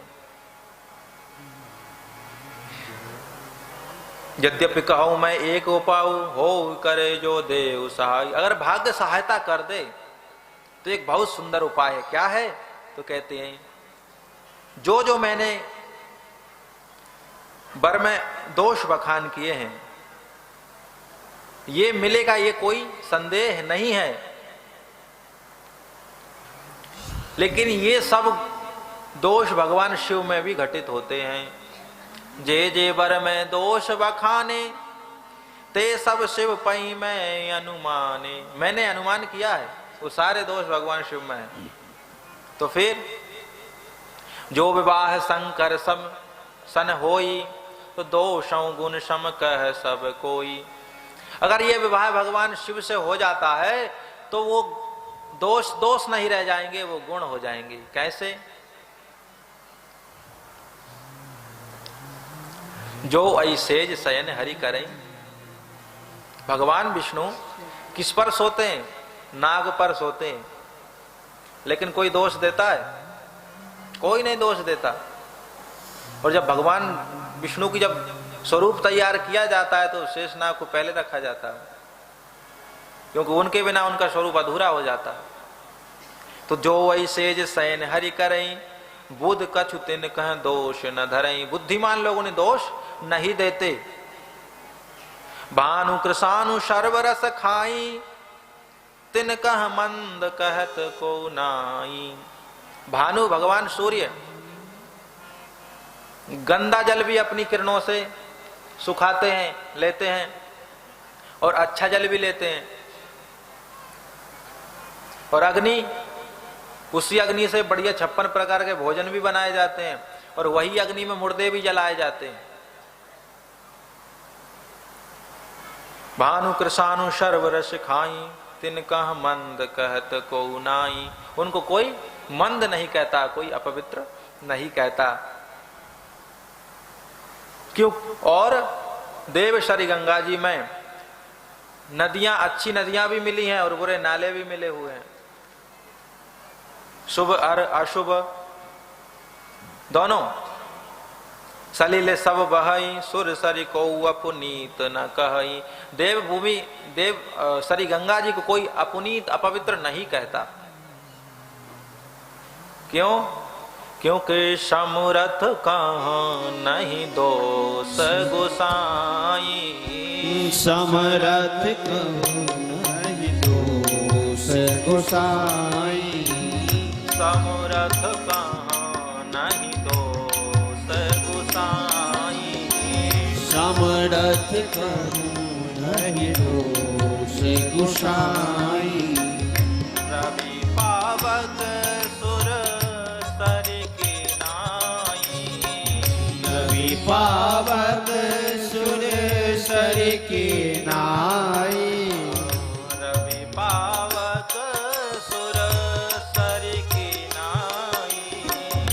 रवि पावक सुर सर की नाई। समरथ का नहीं दोष गोसाई। समरथ नहीं दोष गोसाई। रवि पावक सुर सरी की नाई। रवि पावक सुर सरी की नाई। समर्थ को दोष नहीं है, समर्थवान व्यक्ति को दोष नहीं लगता। जैसे भगवान भास्कर को दोष नहीं लगता, देवशरी गंगा जी को नहीं लगता, भगवान विष्णु को नहीं लगता, अग्नि को नहीं लगता, उसी प्रकार से भगवान शिव को भी नहीं लगता। जो वस हिस्सा करई नर, जड़ विवेक अभिमान, परई कल्प भरी नरक मह जीव की ईश समान। अगर भगवान शिव को कोई मान के चलो दोषी कहता भी है कि ये दोष है इनमें, तो वो मूर्ख है, अज्ञानी है और नरक जाने वाला होगा। तो भूल कर भी उनके ऊपर आक्षेप ना लगाया जाए, क्योंकि जीव के ईश समान। भगवान शिव ईश हैं, ईश्वर हैं, और साधारण जीव साधारण जीव होता है। तो इस प्रकार से अगर ये उपाय है, अगर श्री पार्वती जी तपस्या करें और तप के द्वारा भगवान शिव को प्रसन्न करें, तो अवश्य भाव्यु मेटि सकई त्रिपुरारी। जो तप करे कुम्हारी तुम्हारी, भाव्यु मेटि सकई त्रिपुरारी। अगर तुम्हारी पुत्री तपस्या करती हैं तो इस भाभी को भगवान शंकर मिटा सकते हैं। ये वो भाभी नहीं है जो हरिक्षा भाभी बलवान, ये दूसरी भाभी है। उस भाभी को नहीं मिटा सकते, इसको जरूर मिटा सकते।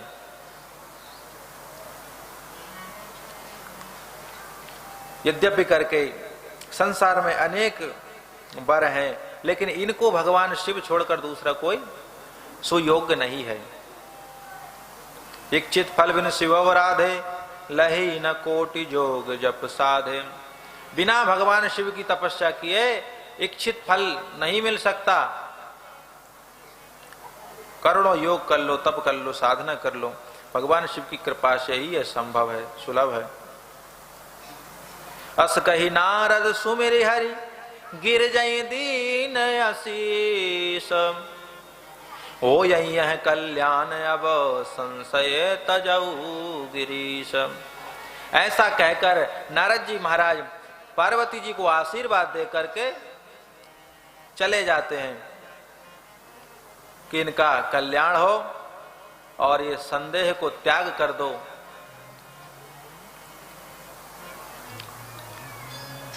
अब इधर पार्वती जी कह रही, मैना जी कह रही है शैलराज हिमालय से, जो घर बर कुल होई अनूपा, करिए विवाह सुता अनुरूपा। अगर घर बर और कुल अनूप हो तो ही विवाह करना, अगर नहीं करोगे तो आपको सब मूर्ख कहेंगे कि देखो इतनी सुंदर पुत्री और किस कपाली से विवाह, अयोग्य वर से विवाह किया। माने सचेत कर रही हैं कि आप सावधान रहिए, अगर आप सावधान नहीं रहेंगे तो लोग आपको गालियां देंगे कल, क्योंकि निर्णय लेने वाला घर का मालिक होता है। सब सलाह दे सकते हैं, निर्णय नहीं ले सकते। और जिस घर में हजारों वकील हों, हजारों जज हों, वो घर खंडबंडी रहता है। इसलिए जज एक मशवरा दे सकते हैं, सलाह अपनी प्रस्तुत कर सकते हैं कि ये हमारी समझ से उचित नहीं है, बाकी आप जानो। तो घर में जो श्रेष्ठ लोग हैं, बड़े बुजुर्ग हैं, निर्णय उन्हें लेना चाहिए, क्योंकि उन्हें पता है किसमें हित है किसमें अनहित है, क्योंकि वो वयोवृद्ध हैं, अनुभव वृद्ध हैं। तो मैना जी ने कहा आप जानो, अब घर बर कुल, यहां तीन बातें रखी हैं। पहला रखा घर, फिर बर, फिर कुल। देखिए, जब कोई माता पिता अपनी पुत्री का विवाह करना चाहते हैं तो मां की इच्छा क्या होती है? घर। जहां मेरी पुत्री विवाहित होकर जाए वो घर अच्छा होना चाहिए। घर अच्छा मिला तो मां की मनोकामना पूरी हो गई। अब कोई रिश्ता तय करने जाए और कन्या से पूछे कि हम रिश्ता तय करने जा रहे हैं, तुम्हें कैसा वर चाहिए, तो कन्या क्या कहेगी? कन्या वरयते रूपम, कन्या रूप का वर्णन करेगी। रूपवान होना चाहिए, सुंदर होना चाहिए। और पिता से पूछा जाए आपको कैसा चाहिए, तो बोले हमें कुल खानदान वाला होना चाहिए, कुल वाला हो, अच्छा हो। तो जो घर वर कुल होए अनूपा, करिए विवाह सुता अनुरूपा। अन्यथा न तो कन्या वर रहो कुंवारी, संत कंत उमा मम प्राण प्यारी। जीवन भर पुत्री कुंवारी रहे, मुझे कोई परेशानी नहीं है, क्योंकि मुझे अपनी पुत्री प्राणों से भी अधिक प्रिय है। इसलिए अब समय बीता, क्या करें? इन्हें कुछ निर्णय लेने में कैसे निर्णय लें, इतना भयंकर। अब देखिए, यहां पर सबसे बड़ी बात क्या है? हरि संकीर्तन करो थोड़ी। हरे राम राम राम सीता राम राम राम, हरे राम राम राम सीता राम राम, हरे राम राम राम सीता राम राम राम, हरे राम राम राम सीता राम राम राम, हरे राम राम राम सीता राम राम राम, हरे राम राम राम सीता राम राम राम, हरे राम राम राम सीता राम राम राम, हरे राम राम राम सीता राम राम राम।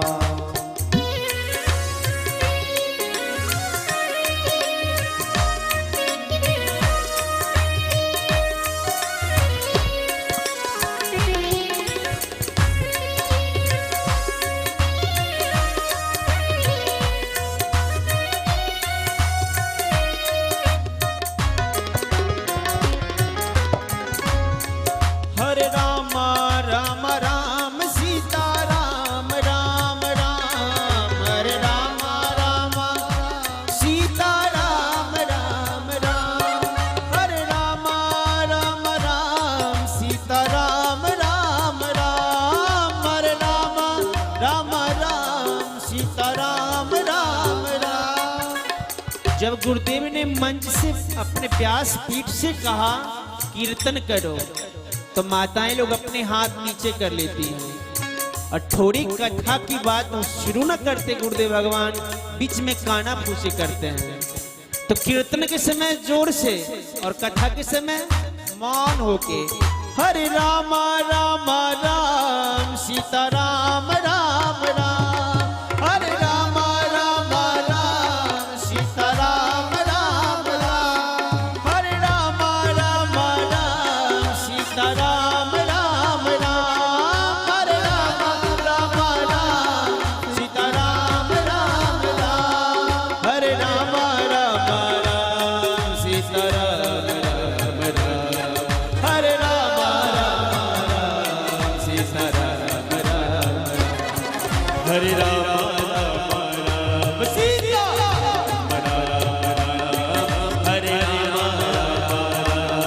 सीता राम राम, हरे राम सीता राम राम, हरे राम सीता राम राम, सीता राम सीता राम सीता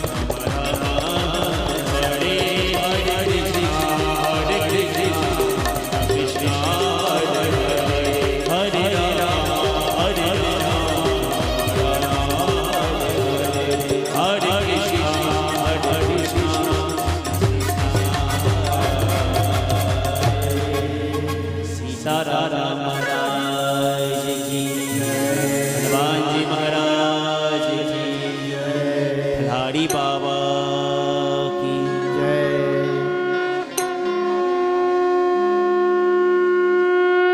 इस प्रकार से श्री मैना जी के कहने पर सेनराज हिमालय ने कहा, हे देवी, प्रिया सोच परिहरऊ सब सुमिरऊ श्री भगवान, पार्वती निर्मयऊ जई सोई करी है कल्याण। हे देवी, सोच का त्याग कर दो और श्री भगवान का स्मरण करो, जिन्होंने श्री सीता जी का कल्याण किया वर्ण करके, वो पार्वती जी का भी कल्याण करेंगे। इसलिए सोच को छोड़ो और भगवान को स्मरण करो और जाओ, जाकर अपनी पुत्री को सलाह दो कि तप करे। लेकिन कैसे कहे कि जाओ बेटी तुम तप करो? सारी रात्रि सोई नहीं और सुबह उठकर जब आई पार्वती जी के पास मैना जी, तो पार्वती जी ने कहा, सुनाऊ मात मैं दीख यस सपन सुना बहुतोई, सुंदर गौर सुविप्रवर असुपदेश मोई। एक सुंदर गौर ब्राह्मण मेरे स्वप्न में आया और उन्होंने मुझे उपदेश दिया कि तप करो, क्योंकि तप से ही सब संभव है। जो नारद जी ने कहा उसे सत्य मानो और जाकर तप करो। ये माता पिता को भी है मत अच्छा लगेगा। तप के ही बल से ब्रह्मा जी सृष्टि करते हैं, तप के ही बल से भगवान विष्णु उसे पालन करते हैं और तप के ही बल से भगवान शिव उसका संहार करते हैं। इसलिए तप करो। मां ने सुना कि जो हम कहने आए थे वो पुत्री पहले ही कह रही है, तो बड़ी प्रसन्न हुई और आज्ञा दी, जाओ बेटी। लेकिन फिर छोड़ा नहीं जा रहा, कैसे छोड़े? तो पार्वती जी ने विदा लेकर के तप करने चली गई। यहाँ बहुत विस्तार तप किया श्री पार्वती जी ने। भगवान शिव का स्मरण करके तप करने लगी। गोस्वामी जी कहते हैं अति सुकुमार न तन तप जोगो, पति पद सुमर की तजे सब भोगो। इनका जो शरीर है सुकोमल है, वो तप के योग्य नहीं है, लेकिन अपने प्राणपति के चरणों को धारण करके संपूर्ण भोगों का त्याग कर दिया। नित्य नई प्रीति अनुराग उत्पन्न होता है। देह से ममता छूट गई और तप में मन लग गया। गोस्वामी जी कह रहे हैं कि संवत सहस मूल फल खाए, 1000 वर्ष तक मूल फल खा करके तप किया, फिर साग पत्ती खा करके 100 वर्ष बिताए। कुछ दिन बारी बतासा का आहार करके व्यतीत किया, हवा पत्ते खाकर। इस प्रकार से भयंकर कठोर तप किया। फिर कुछ दिन सूखे बेलपत्र खा करके तप किया, 3000 वर्ष तक। पुनः वो भी छोड़ दिए। तब इनका नाम अपर्णा हो गया। उमई नाम तब भयो अपर्णा। ऐसा भयंकर तप किया।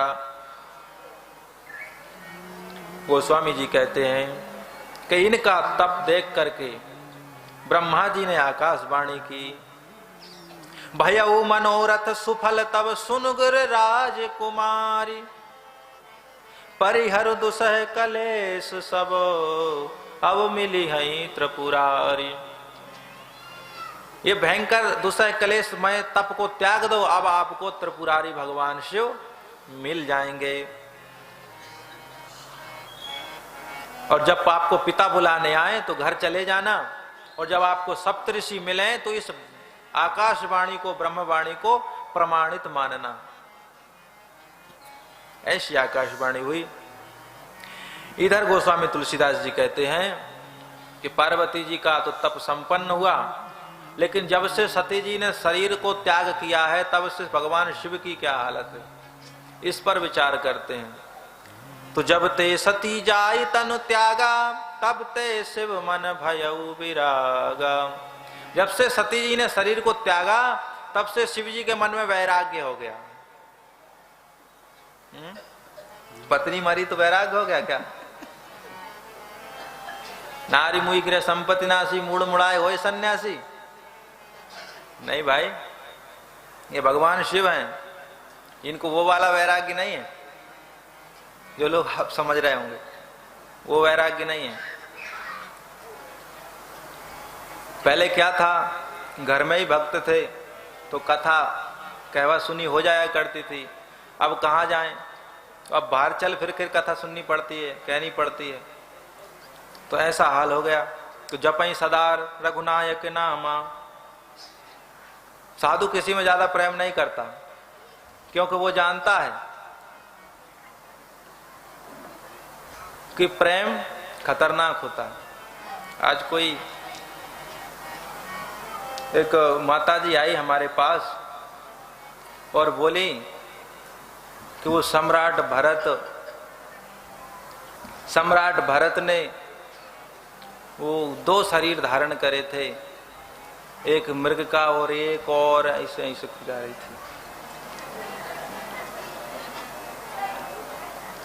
तो सम्राट भरत का विषय आता है।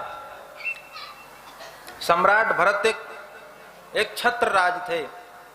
पहले इस भारतवर्ष का अजनाव खंड नाम था, लेकिन जब सम्राट भरत हुए तो पूरब से पश्चिम, उत्तर से दक्षिण अपनी सीमाओं का विस्तार किया और उनके नाम से इस देश का नाम भारतवर्ष हुआ। ऐसे सम्राट भरत अंत में उन्होंने सब कुछ त्याग करके राजपाट और तप का निर्णय लिया, क्योंकि चौथे पन जाय नृप कानन। चौथी अवस्था में राजा महाराजा वह हर व्यक्ति तपस्या करने जाया करते थे उन युगों में। आजकल नहीं जाते, आजकल तो घर में चौथा पन लाठी डंडे खाते रहेंगे महाराज जी कह रहे हैं बच्चों के लाठी डंडे खाते रहेंगे, लेकिन तब के लिए फिर भी प्रेरित नहीं होंगे। लोग कहते हैं गोस्वामी तुलसीदास जी पत्नी की डांट खा के साधु बन गए। महाराज सुबह से लेकर शाम तक लोग पत्नी की डांट खाते रहते हैं, गालियां सुनते रहते हैं, लेकिन कोई साधु नहीं बनता। कितने लोग बन गए साधु बताओ? कोई नहीं बनता। लोग कहते हैं निर्धन साधु बनता है, जिसके घर में खाने पीने ना हो। तो रोड पे कितने भिखारी बने रहते हैं, वो क्यों नहीं साधु बन जाते? कहते हैं इनके घर में घंटा नहीं रहा होगा इसलिए साधु बन गए, ऐसा भी लोग कहते हैं। हाँ, जगह मुंडर मुंडर मत्र भिन्ने, भगवान शंकराचार्य कहते हैं जितनी खोपड़ी उतनी मति। हर व्यक्ति के विषय में अलग अलग विचार प्रस्तुत करते हैं। तो ऐसा नहीं है। पत्नी के मरने से भगवान शंकर रघुनाथ जी का नाम जप नहीं कर रहे हैं, वो तो पहले से ही जपई सदा रघुनाथ के नाम पहले से ही जप रहे हैं। परंतु थोड़ा दुख हुआ क्योंकि अब घर में कोई रहा नहीं, सेवक हैं लेकिन उनसे उतना मेलजोल नहीं है। भवानी थी तो वहीं बैठे बैठे कथाएं सुन लेते थे, कह देते थे। उनके मन में आया, उन्होंने कुछ पूछा, इनके मन में आया, ऐसे जिज्ञासाएं प्रश्नोत्तर हुआ करते थे। साधु हम विषय भटक गए, हम कुछ और कह रहे थे। क्या कह रहे थे? भरत चरित कह रहे थे। हाँ, तो उन्होंने सब कुछ त्याग करके तप करने के लिए चले गए। तप किया। कुछ समय बाद जब कोई साधु महात्मा तप करने जाते हैं तो वो अपने स्थान को किसी नदी किनारे बनाते हैं, क्योंकि जल की उन्हें अतिशय आवश्यकता होती है। जल के बिना उनकी कोई क्रिया संभव नहीं है। तो जल नदी के किनारे उनकी कुटिया थी। अब स्नान करने के लिए गए तो नदी में, प्रातः काल की बात है, एक हिरणी पानी पी रही थी और उसी समय किसी सिंह ने धाड़ मारी तो वो हिरणी डर गई। डर कर उसने छलांग लगाई। वो गर्भवती हिरणी थी और पानी में ही उसने अपने बच्चे को जन्म दिया। तो ये उसी समय नदी में ही थे। तत्काल दौड़कर उस बच्चे को संभाला हिरण के। वो हिरणी तो मर गई। उस बच्चे का इन्होंने लालन पालन किया। धीरे धीरे इनका भजन तो थोड़ा कम होने लगा और उसमें ज्यादा प्रेम होने लगा। थोड़ा बड़ा हुआ, चलने फिरने लगा, तो जब ये माला लेके बैठते हैं तभी वो आके चाटने लग जाता। तो कहते, डांटते पहले तो फिर वो सहम जाता, अरे इसके मेरे सिवा इसका है ही कौन, ऐसा सोचकर उसको पुचकारते, हाथ फेरते और पास में बैठा लेते।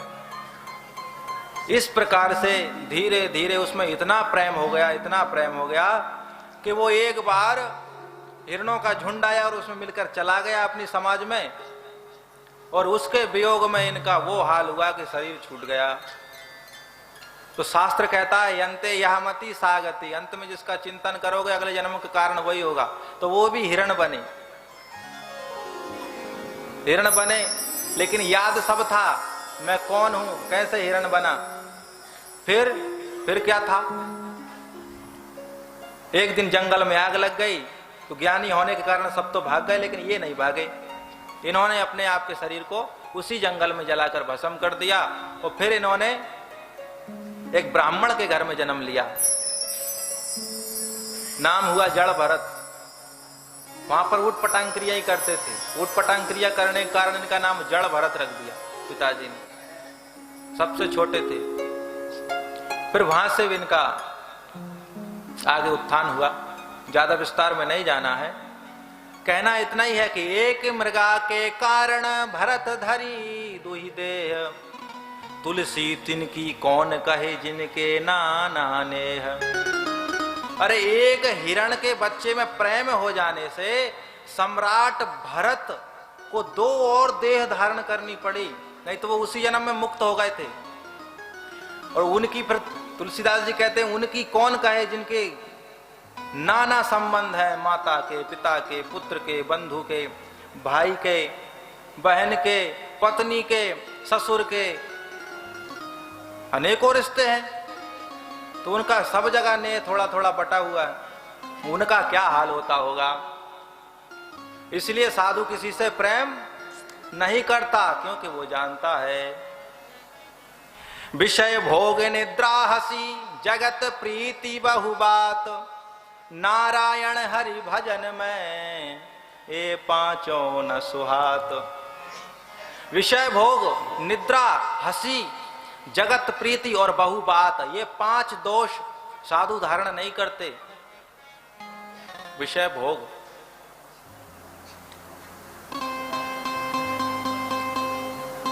केवल अधो इंद्रिय का सेवन ही विषय भोग नहीं होता। विषय भोग 5 इंद्रियों का है। कान का शब्द, रूप, रस, गंध, स्पर्श, ये 5 विषय हैं। शब्द कान का सुनना विषय है। तो संत लोग क्या करते हैं, वासना की बातें न सुन करके भगवान की कथा श्रवण करते हैं, तो उस इंद्रिय को भगवान की सेवा में लगा देते हैं। तो कर्ण इंद्रिय को भगवान में लगा दिया। अब रस लेना जीवा का विषय है, तो जीवा से जो कहते हैं आग लूगर, दुनिया की चीजें, विष्टा वगैरह, ये ना खा करके भगवत प्रसाद ही पाया जाए, भगवान को भोग लगाकर प्रसाद पाया जाए, तो वो जीवा भी, रस भी भगवान से जुड़ गया। रूप गंध, इस रूप विषय है नेत्र इंद्रिय का। नेत्र का काम है स्वरूप देखना, सुंदरता देखना, वो सुंदरता ही खोजते रहता है दिन रात। तो उससे संतों का दर्शन करना, भगवंत का दर्शन करना, उसको भी भगवान में लगा देना। शब्द, रूप, रस, गंध, गंध नासिका का विषय है, तो ये दुर्गंध ना लेकर के भगवान के फूलों की गंध लेना, भगवान को इत्र लगा करके उसकी गंध लेना, तो वो भी भगवान की सेवा में लग गई। और स्पर्श, स्पर्श जो विषय है वो त्वचा इंद्रिय का है, तो संतों को स्पर्श करना, क्योंकि भगवान को स्पर्श नहीं किया जा सकता, संतों को स्पर्श किया जा सकता। तो विषय भोग, ये विषय भोग हुए। निद्रा, ज्यादा सोना नहीं चाहिए साधु को। जो हरि मार्ग का पथिक है उसे सोने नहीं चाहिए, नहीं तो कहते हैं साधु बनकर सोए नहीं और बाबू बन के रोए नहीं। साधु जीवन सोने के लिए नहीं है। विषय भोग निद्रा हंसी, साधु को ज्यादा हंसना भी नहीं चाहिए, हंसना उसके लिए मना है, नहीं, कतई नहीं हंसना।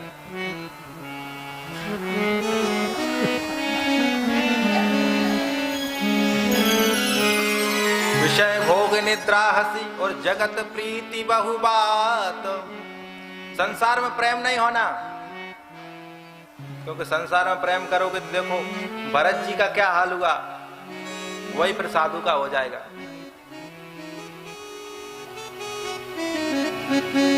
और बहुत बात नहीं करनी चाहिए, फालतू लोगों में बैठे और बस बतकही शुरू हो गई, फालतू की बात करना सख्त मना। तो ये 5 चीजों पर कंट्रोल करना चाहिए, तब साधु जाके कुछ अग्रसर होगा। तो विषय भोग निद्रा हंसी जगत प्रीति बहु बात, नारायण हरि भजन में ये 5 न सुहात। ये 5 अच्छे नहीं लगते, इनको त्याग देने में ही हरि भक्ति पर चल सकता है। तो भगवान शिव ने सब त्याग करके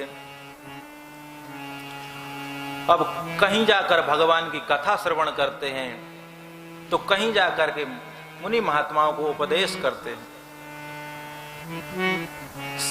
चिदानंद सुख धाम शिव विगत मोह मद काम, विचरई महिधरि हृदय हरि सकल लोक अभिराम।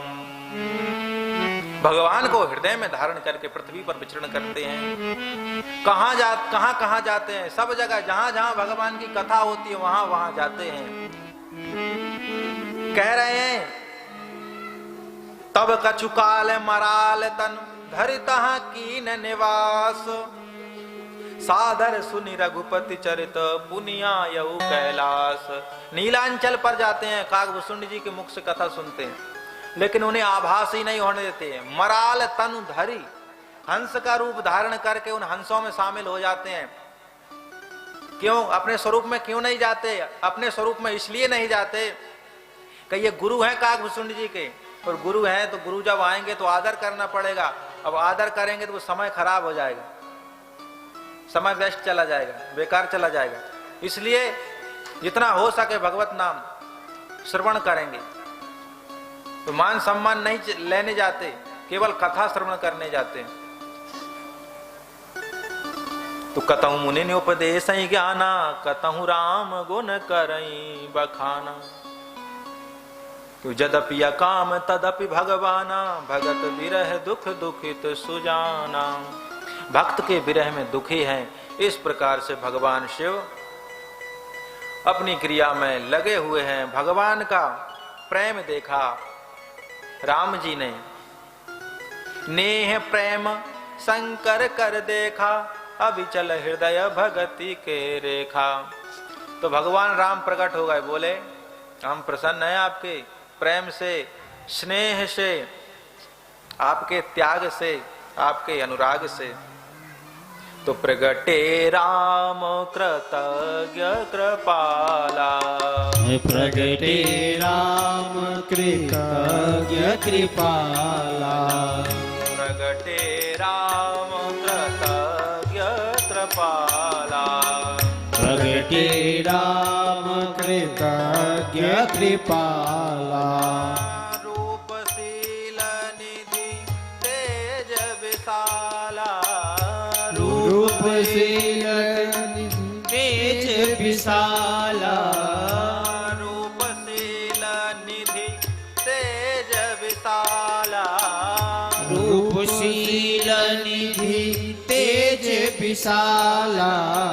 प्रगटे राम कृतज्ञ कृपाला, प्रगटे राम कृतज्ञ कृपाला, रूपशील निधि तेज विशाला, रूपशील निधि तेज विशाला। कृतज्ञ कृपाला राम जी प्रकट हुए। राम जी का विशेषण दिया कृतज्ञ।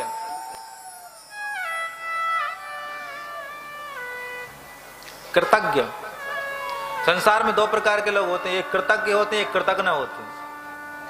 कृतज्ञ वो होते हैं जो उपकार को माने, और कृतज्ञ वो होते हैं उनके लिए कुछ करो, उपकार तो नहीं मानना, उल्टी गालियां और देना। हाँ,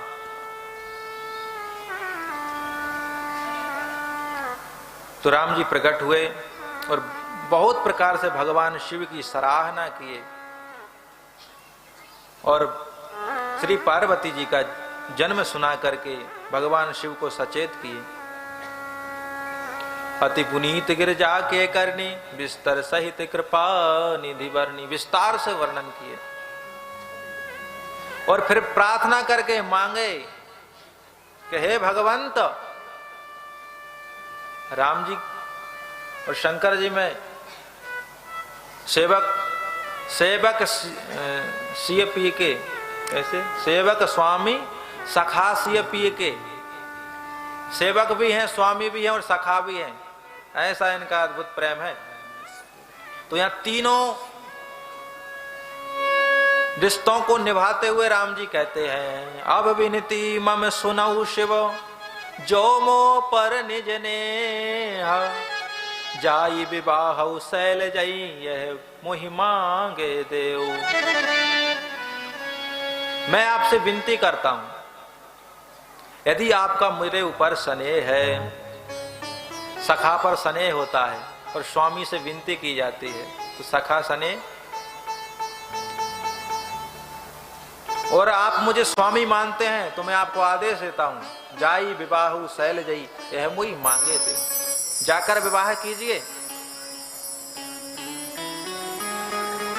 भगवान शिव ने कहा, आज्ञा सिर्फ धरी आयशु करिए तुम्हारा, परम धर्म यह नाते हमारा, हम आपकी आज्ञा को श्रेधारी करते हैं। और ऐसा कहकर राम जी अंतर्ध्यान हो जाते हैं। इधर सप्तऋषि भगवान की प्रेरणा से आते हैं और सप्तऋषि को भगवान भेजते हैं कि जाओ पार्वती जी की परीक्षा लेकर आओ और शैलराज हिमालय को सचेत करके उन्हें घर भेज देना। सप्तऋषि आए, पार्वती जी को तप करते हुए देखा तो मानो तपस्या मूर्ति बंत होकर के तपस्या कर रही हो। तपस्या ने साक्षात रूप धारण कर लिया हो, ऐसा स्वरूप देखा तो प्रसन्न होकर के बोले मुनि सुन शैल कुमारी, करऊ कवन कारण तप भारी। ये इतना भारी तपस्या जो कर रही हो, ये किस कारण से कर रही हो, इसके विषय में हमें कुछ बताओ। किसकी आराधना कर रही हो, क्या चाहती हो? पार्वती जी संकोच कर रही हैं, कैसे कहें। आजकल की लड़कियां होती तो कह देते, हाँ, लेकिन उस जमाने में ऐसा नहीं था, थोड़ी लज्जा थी तो कैसे कहें। लेकिन जब कोई नहीं है तो कहना तो पड़ेगा। तो शर्म से लज्जा के वशीभूत होकर के धीरे से कहा, कहे मुनिगणों, मन हट परा न सुनई सिखावा, चहत बारी पर भीति उठावा। मन हट पड़ गया, ये किसी का कहा हुआ मानता नहीं, ये तो वो करना चाहता है जो कोई नहीं कर पाएगा। क्या करना चाहता है कि पानी पर दीवार बनाना चाहता है। दीवार के लिए तो पृथ्वी चाहिए, लेकिन ये पानी पर दीवार बनाना चाहता है। नारद कहा, सत्य सोई जाना, बिन पंखन हम चहई उड़ाना। नारद जी का कहा हुआ हम सत्य जानकर बिना पंखों के आकाश में उड़ना चाहते हैं। देखो मुनि अविवेक हमारा, चाहई सदा शिवई भरतारा। हम भरत शिव जी को भरतार के रूप में, अपने पति के रूप में चाहती हैं।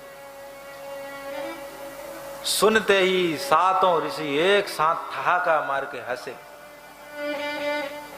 सुनत बचन बेहसे ऋषय गिरि संभव तव देह, नारद करे उपदेश सुनी, कहऊ बस्यो की सुगेह। अरे जैसा पर्वत जड़ होता है, वैसा ही तुम्हारी बुद्धि भी जड़ है। पर्वत की पुत्री तो हो। अरे नारद का उपदेश सुनकर किसका शरीर घर बसा है? आज तक किसी का घर नहीं बसा। प्रमाण देते हैं चित्र, दक्ष सुतन उपदेश जाई, तिन फिर भवन न देखाई। सृष्टि के आदि में ब्रह्मा जी ने दक्ष को प्रकट किया और उससे कहा सृष्टि का विस्तार करो। तो दक्ष ने कितने 60,000 है, 60,000 पुत्रों को यज्ञ के द्वारा जन्म दिया और कहा जाओ तप करो, तप करके सृष्टि का विस्तार करना है। और वहां उनसे नारद जी मिले जंगल में, बोले क्या कर रहे हो? कि तप कर रहे हैं पिताजी के आदेश से। क्या करोगे? तप करके सृष्टि का विस्तार करेंगे, पिताजी का सहयोग करेंगे। अरे हम तो सोचे थे कुछ और बात है, लेकिन यहां तो सब धान 22 पसेरी, मध्य प्रदेश में कहावत है। अरे राजकुमारो, हमारे कुछ प्रश्नों का उत्तर दो। क्या महाराज? कभी ऐसी नदी देखी जो दोनों तरफ बहती हो? नहीं। अच्छा, ऐसी कोई बिल देखा है जिसमें घुसने के बाद दोबारा निकला ना जाता हो? इस प्रकार से बड़े ऊट पटांग प्रश्न किए। बोले कि हमको तो नहीं पता, आप ही बता दो। बता तो देंगे, लेकिन पहले चेला बनना पड़ेगा। बोले तैयार हैं। बोले देखो, उल्टी नदी वो है, इधर संसार जन्म भी लेता है, उधर मरते भी रहता है। ये दोनों तरफ बहती है, जन्म भी ले रहा, मर भी रहा। और ऐसा विल वो है जिसमें एक बार घुसने के बाद बाहर नहीं आते, वो मोक्ष है। इस प्रकार से कई सारे प्रश्न किए। फिर जब उन सबको भगवान के भजन में लगा दिया, वो लौट के फिर घर नहीं आए, जंगल में ही रह गए सब। फिर दक्ष को पता चला कि ऐसा ऐसा हुआ, नारद ने मेरे पुत्रों के साथ ऐसा किया, तो क्रोध तो किया लेकिन दबा लिया। फिर उसने यज्ञ किया, फिर 10,000 पुत्रों को जन्म दिया यज्ञ के द्वारा। फिर उनको कहा जाओ तप कर, तो उनका भी वही हाल किया नारद जी ने। अब तो दक्ष बड़े क्रोध में भर गया और श्राप दिया, अरे नारद 2 घड़ी से ज्यादा एक जगह ठहर ही ना पाओ। तो नारद जी की पैर में चक्री लगी, चलते ही रहते हैं, वो एक जगह नहीं रुकते। तो इस प्रकार से दक्ष पुत्रों को जाकर उन्होंने सबको बाबाजी बना दिया। और फिर चित्रकेतु कर घर उन घाला, कनक कश्यप कर पुनीय से हाला। चित्रकेतु का भी वही हाला, उसका भी नाश कर दिया। और हिरण्य कश्यप का भी वही हाला, उसके तो पुत्र कोई उसी का शत्रु बना दिया और भगवान के द्वारा नरसिंह भगवान को प्रकट करा के मरवा दिया। ऐसा कह रहे हैं नारद जी। तो भैया इनके चक्कर में मत पड़ो, अभी तुम बालिका हो। नारद कौन है? मन कपटी तन सजन चीन्हा, मन कपटी तन सजन चीन्हा, मन कपटी तन सजन चीन्हा, मन कपटी तन सजन चीन्हा। आप सरित सबहि चहकीन्हा, आप सहित सब ही चहलीना। आप सरिस सबहि चहकीन्हा, आप सहित सब ही चहलीना। तहि के वचन मानी विश्वासा, तिनके वचन मानि विश्वासा। तुम चाहौ पति सहज उदासा, तुम चाहो पति सहज उदासा। अरे उनका मन कपटी है, कपट भरा हुआ है भयंकर, और शरीर ऊपर से बाना सज्जनों का पहने हुए हैं और अपने समान सबको बना लेने में। हर व्यक्ति चाहता है अपना परिवार बढ़े, तो बाबा लोग भी चाहते हैं कि कोई बाबा बने, नहीं कहा? सब चाहते हैं। तो नारद जी क्या गलत कर रहे हैं बाबा जी बना के? तो मन कपटी तन सज्जन चीना, आप सरिस सब ही चहकीना, अपने समान सबको बनाना चाहते हैं। और तुम ऐसे नारद जी की बात मानकर सहज उदास पति को चाहती हो। निर्गुल नीलज कुपेश कपाली, अगुण बहुत प्रकार की निंदा की भगवान शिव की। लेकिन अरे तो पहली बार नहीं हो रहा है ऐसा, एक बार पहले भी हो चुका। सती जी के साथ विवाह हुआ था, लोगों ने करवा दिया जबरदस्ती, तो उनसे पटरी नहीं खाई, अपने उनके ससुर के यहाँ यज्ञ में भेज करके वहां झगड़ा करा के मरवा दिया। अब सुख सोवत सोच नहीं, भीख मांग भव खाय, सहजे का किनके भवन कबहू की नारी खटाई। अब सुख से सो रहे हैं, बढ़िया मौज मस्ती, अब कोई टेंशन नहीं, क्योंकि इनको एकांत प्रिय है। कहीं उनको स्त्री अच्छी लगती है क्या? कभी नहीं। तो तेन नार्या कथम देवी निर्वाह भविष्यति शम भविष्यति, नहीं कर पाती निर्वाह। अभी भी मौका है, कुछ नहीं बिगड़ा है। हमने तुम्हारे लिए एक बढ़िया सुंदर वर चुन के रखा है, श्रीपतिपुर वैकुंठ निवासी। भगवान विष्णु को चुन के रखा है, अगर कहो अभी तो अभी हम जाके यहां करते हैं, डन। तो बोले नहीं, अब बहुत देर हो गई। अगर नारद जी से पहले अगर आप आ गए होते तो हम आपकी बात को सिरोधार्य करते बिना कुछ प्रश्न किए, लेकिन अब संभव नहीं है, क्योंकि गुरु के वचन प्रतीति न जेहि, सपने सुगम न सुख सिद्धि तेहि। गुरु के वचनों पर जिसे विश्वास ना हो, स्वप्न में भी उसे सुख संपत्ति नहीं मिलते। भले ही महादेव अवगुण के भवन हो, भंडार हो, और भगवान विष्णु समस्त गुणों के स्थान हो, लेकिन जिसका मन जिसके साथ लग जाए उसे वही प्रिय होता है। तस्य तदेव ही मधुरम यस्य मनो यत्र संलग्नम। इस प्रकार से नारद जी की बात नहीं मानी। तो यहाँ पर बहुत विस्तार है, बहुत और भी बहुत संवाद हुआ है। वो कह रहे हैं हमने तो प्रतिज्ञा कर रखी है, शरीर छूट जाए लेकिन ये प्रण नहीं छूट सकता। मरते रहें फिर जन्म लेके तप करेंगे, फिर मर जाए फिर जन्म लेके तपस्या करेंगे, लेकिन बरहूं शंभु न तो रहा कुंवारी। भगवान शिव का ही वर्ण करूंगी। भगवान शिव भी आकर कह दे मैं विवाह नहीं करूंगी, करूंगा तो भी मैं इस हट को नहीं त्यागने वाली। इसलिए आपसे हाथ जोड़कर प्रार्थना है, तुम गृह बनाऊ भयऊ विलंबा, मैं पापरऊ कही जगदम्बा। मैं पाए पड़ती हूँ, हाथ जोड़ती हूँ, आप घर चले जाओ। कहीं ऐसा ना हो नारद जी तुम्हारे घर जाकर उन सब आपकी पत्नियों को साध्वी बना दें, तो आप लोगों को रोटी कौन देगा। भाव ऐसा है, आप जाओ। तो सब ने एक साथ जय जयकार लगाई, जय हो तुम माया भगवान शिव, सगल जगत पितु मातो। आप संपूर्ण सृष्टि के माता पिता हैं, आपकी जय हो, आपकी जय हो। और प्रणाम करके आए, सहजराज हिमालय को सूचना दिए कि आप उनका तप सफल हुआ, अब आप उन्हें लेकर आ जाओ। शैलराज हिमालय आए, अपनी पुत्री को वापस ले आते हैं और फिर सप्तऋषि आकर भगवान शिव को उनका प्रेम का वर्णन करके सुनाते हैं। तो भगवान शिव मगन हो जाते हैं और मगन होते ही भगवान का ध्यान करते हैं। ध्यान करते ही समाधि लग जाती है और उसी काल में एक ताड़कासुर नाम का राक्षस पैदा होता है। वो सब देवताओं को खदेड़ देता है और भारी उत्पात करता है, सबको बेघर कर देता है।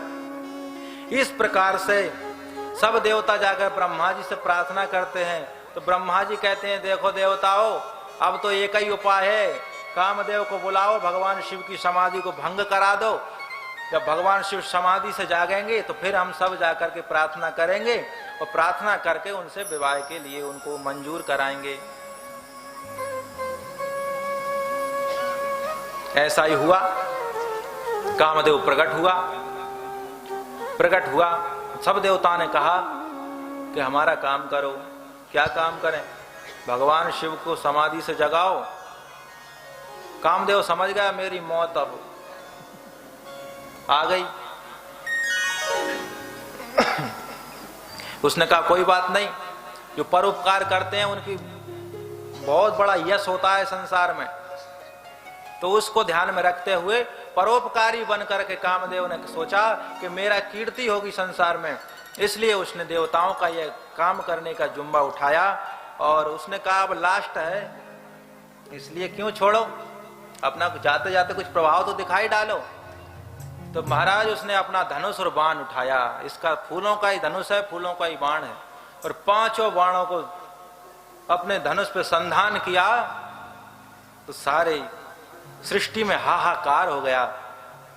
ब्रह्मचर्य व्रत संयम नाना, धीरज धर्म ज्ञान विज्ञाना, सदाचार जप जोग विरागा, सभय विवेक कटक सब भागा। सब सेना लेकर भाग गए और ग्रंथों की कंदराओं में जाकर छिप गए।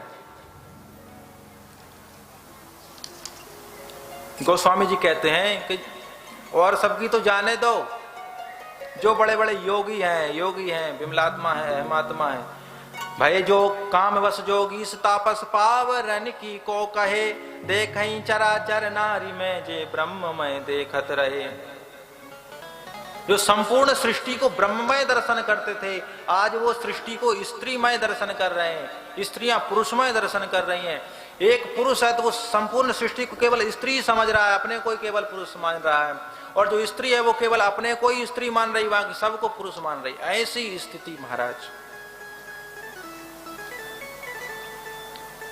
कब तक चला ये उत्पात? तो कहते हैं 2 दंड, 48 मिनट तक ये उत्पात चला। इतने में उसने वो रास्ता तय कर लिया कैलाश तक का। इसी बीच में धरी न काहू धीर, सबके मन मन से जे हरे, जे राखे रघुवीर ते उबरे तई काल महू। जिनको भगवान ने रक्षा किया वही रहे, बाकी सब सीताराम हो गए। उभय घरी अस कौतुक भयऊ, जो लगी काम शंभु पाई गयऊ। और भगवान को जैसे ही देखा काम, तो सब यथाविधि भय संसार, सब संसार शांत हो गया। रुद्र ही देख मदन भय माना, डर गया। और उसने अपना प्रभाव का, डर तो गया लेकिन अब रणभूमि से भाग जाओ तो कायर लोग कहते हैं, तो इसने कहा युद्ध लड़ने में ही भलाई है। अपने बाण पहले कला दिखाया, कला में फैल हुआ, तो फिर इसने 5 बाण संधान करके भगवान शिव के ऊपर चला दिए। सारे बाण भगवान के हृदय में आके स्पर्श किए। फिर भगवान शिव की समाधि खुली, छिप गया एक पत्ते में, आम के पत्ते में छिप गया कामदेव। तो तब शिवती शरणयन उघारा, चितवत काम जय भय उजर छारा। तीसरे नेत्र से, जो भगवान शिव का ललाट में एक नेत्र है, अग्नि नेत्र, उसको खोला तो वो जलकर भस्म हो गया। वो जब भस्म हुआ तो सब लोग सुखी हो गए। योगी तो ज्यादा सुखी होगा, राक्षस और सुखी होगा। अब काम ही मर गया तो अब पुत्र ही उत्पन्न नहीं होगा, तो अभी ताड़कासुर कैसे मरेगा? ये तो बहुत अच्छी बात हो गई। वो कहे, तो इस प्रकार से रति ने जब सुना, कामदेव की पत्नी रति, उसने सुना कि मेरे पति भगवान शिव की क्रोधाग्नि में जल चुके हैं, तो वो रोते हुए, स्त्रियों का ये स्वभाव होता है कि जब किसी के लिए रोती हैं, विलाप करती हैं, तो रोते रोते उनके विषय में सारी बातें कहते जाती हैं। ये स्वभाव है स्त्री का, सहज स्वभाव है। तो रोदति बदति बहुभाति करुणा, करति शंकर पही गई। भगवान शिव ने आशुतोष उनके आंसू देखे तो प्रसन्न हो गए और बोले, क्या बात है देवी? अवते रति तब नाथ कर हो यही नाम अनंग, बिन बपु व्यापई सबई तब सुन पुनि सुन निज मिलन प्रसंग। आज से तुम्हारे पति का नाम अनंग होगा, बिना अंग वाला, और सबको व्याप्त होगा। पहले कामदेव था, स्वरूप धारी था, जब वो चाहता था तब लोग परेशान होते थे, लेकिन अब बिना अंग का हो गया, सबको 24 घंटा व्याप्त रहता। मनसिज, पहले मनसिज नहीं था, अब मनसिज हो गया, अब मन से उत्पन्न होने वाला हो गया।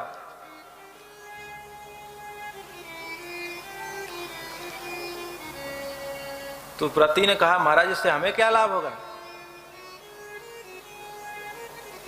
तो बोले, तुम्हारे लाभ चाहिए। देखो, पुनि व्यापे सबई पुनि सुन्नज मिलन प्रसंग।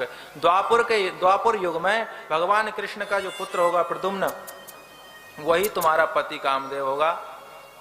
और इस प्रकार की बातें करके भगवान शिव ने उसको संतुष्ट किया। वो अपने धाम गई। इधर सभी देवता आकर के भगवान शिव को प्रसन्न करके और विवाह के लिए तैयार किए।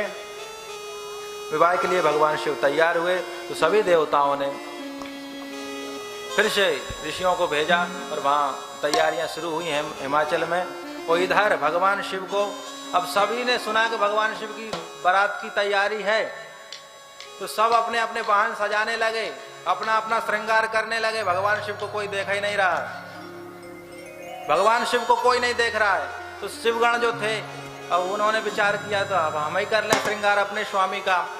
तो लगे सवारन सकल सुर वाहन विविध विमान, वही सगुन मंगल सुखद करई अक्षरा गान। शिवई शंभुगण करई श्रृंगारा, जटा मुकुट आई मोहर सवारा।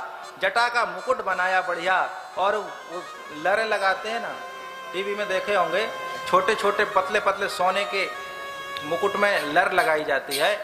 आजकल फूलों का लगाते हैं, उस काल में राजा महाराजाओं को सोने का लगाया करते थे। तो वो ना तो यहाँ फूल हैं, फूल तो ला सकते हैं लेकिन सोने का कहाँ से लाएं? तो भगवान शिव ने कहा जो उपलब्ध है उसी में करो, कहीं जाने की जरूरत नहीं है। तो पतले पतले जो सर्प थे छोटे छोटे, उन सबको लटका दी।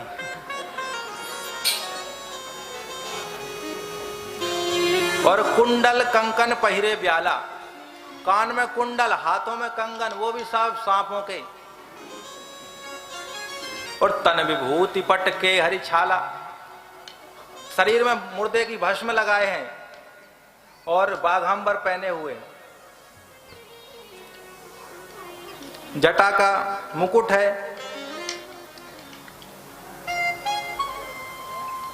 और मोर सर्पों का है, सर्प काल का प्रतीक है। भगवान शिव सिर पर सर्पों को धारण किए हैं, भाव काल सत्य है। मित्रलाभा में एक श्लोक आता है, श्लोक स्मरण नहीं आ रहा, लेकिन उसका भाव है कि मृत्यु हमेशा आपके बाल पकड़े हुए रहती है। मृत्यु हमेशा बाल पकड़े हुए रहती है, तो मृत्यु अटल है, ना जाने कब वो ले जाए। तो सर्प को धारण किए हैं, मुर्दे की भस्म लगाएं, भाव ये शरीर को एक दिन भस्म हो जाना है, इसलिए पहले से ही लगा लो।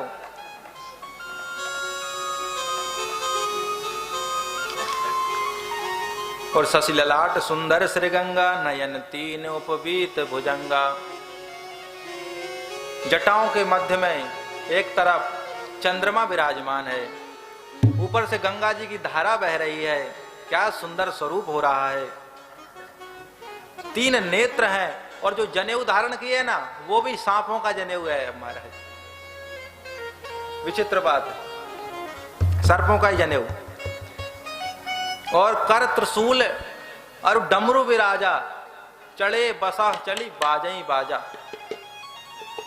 हाथ में त्रिशूल है और एक हाथ में डमरू है, कोई बजाने वाला नहीं है महाराज, तो स्वयं ही बाजा बजा रहे हैं।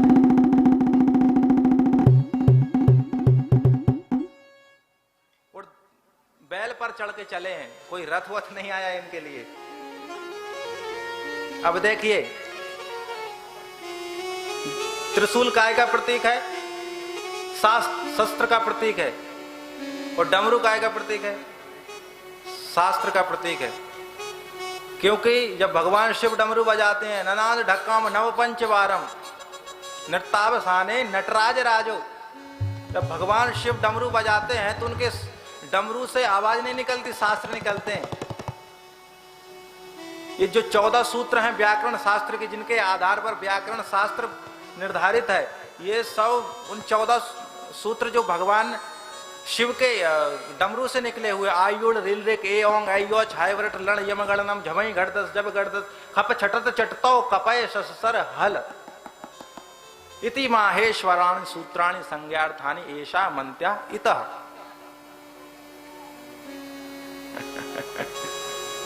तो भैया इसका तात्पर्य यह है कि जब बारात जा रही है, थोड़ा हो जाए। निराले जोरे में मत वाले जोरे में सज रहे मेरे भोले बाबा, सुनर जोरे में सज रहे मेरे भोले बाबा, सुनर जोरे में, सुनर जोरे में तवाले झोले में, सुनर जोरे मत वाले जोरे में सज रहे मेरे भोले बाबा, सुनर जोरे में सज रहे मेरे भोले बाबा, सुनर जोरे में।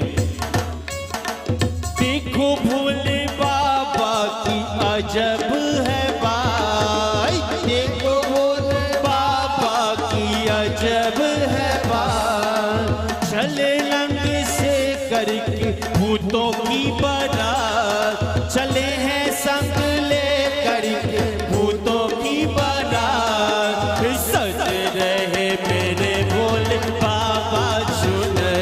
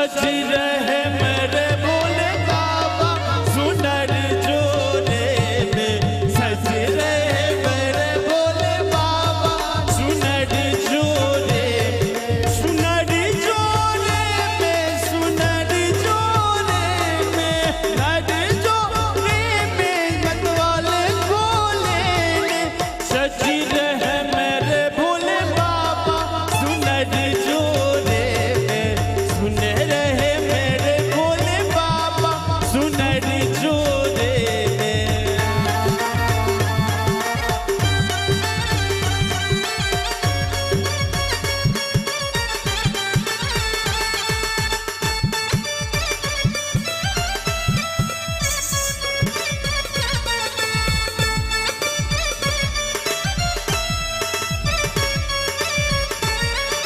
आगे का वर्णन अपने भोले बाबा का, नित्य रहे अकेले शंकर अलबेले, है गुरु जगत के नहीं किसी के चेले, है भांग का जंगल, जंगल में मंगल, भूतों की पलटन आ गई है बंधन, ले भांग का कट्टा, ले पर सिलवट्टा, सब घिस रहे हैं हो हक्का बक्का, भूतों की ले टोली चले हैं ससुराल, भूतों की ले टोली चले हैं ससुराल, शिव भोले जी दिगंबर हो बैलों पे सवार, शिव भोले जी दिगंबर हो बैलों पे सवार, सज रहे मेरे भोले बाबा सुनर जोड़े में, सज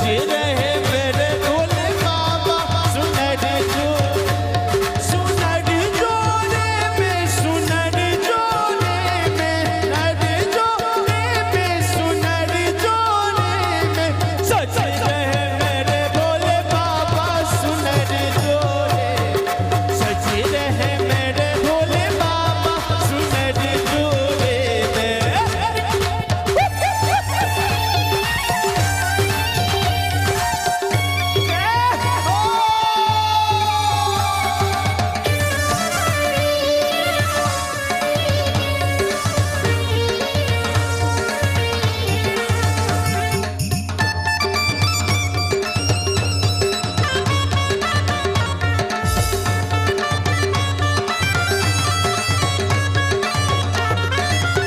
बाबा भोले की बारात हिमालय पहुंच चुकी, भोले भंडारी पहुंचे ससुराली, सब देख के भागे सब नर और नारी, कोई भागे अगारी, कोई भागे पिछाड़ी, खुल गई किसी की है धोती साड़ी, है भूतों की ले डोली चले हैं ससुराल, भूतों की ले डोली चले हैं ससुराल, बेटे भोले बाबा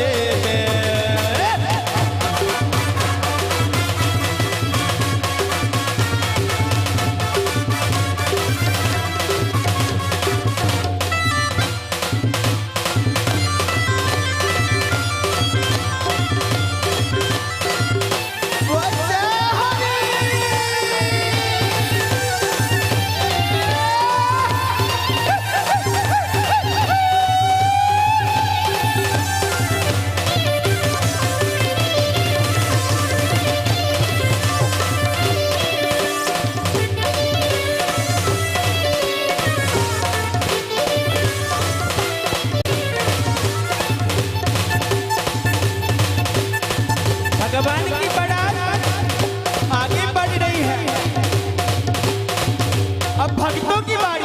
भक्तन गुण गाए हो मन हर्षाए, भक्त गुण गाए हो मन हर्षाए। त्रिलोक के स्वामी का वो जो रूप बनाए, त्रिलोक के स्वामी का वो जो रूप बनाए।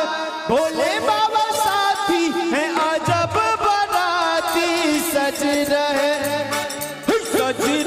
मेरे भोले बाबा सुनर जोरे में, सज रहे मेरे भोले बाबा सुनर जोरे में, सज रहे मेरे भोले बाबा सुनर जोरे में, मेरे भोले बाबा।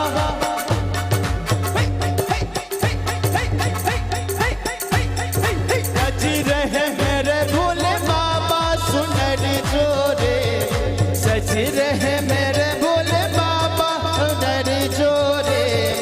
भूतों की ले टोली चले हैं ससुराली, भूतों की ले टोली चले हैं ससुराली। शिव भोले जी दिगंबर हो बैलों पे सवार, शिव भोले जी दिगंबर हो बैलों पे सवार। सज रहे जय हो, सज रहे मेरे भोले बाबा सुनर जोरे, सज रहे मेरे भोले बाबा सुनर जोरे।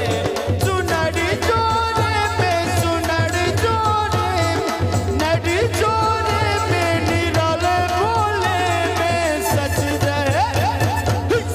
रहे मेरे भोले बाबा सुनर जोरे, सज रहे मेरे भोले बाबा सुनर जोरे, सज रहे मेरे भोले बाबा सुनर। नमः पार्वती पते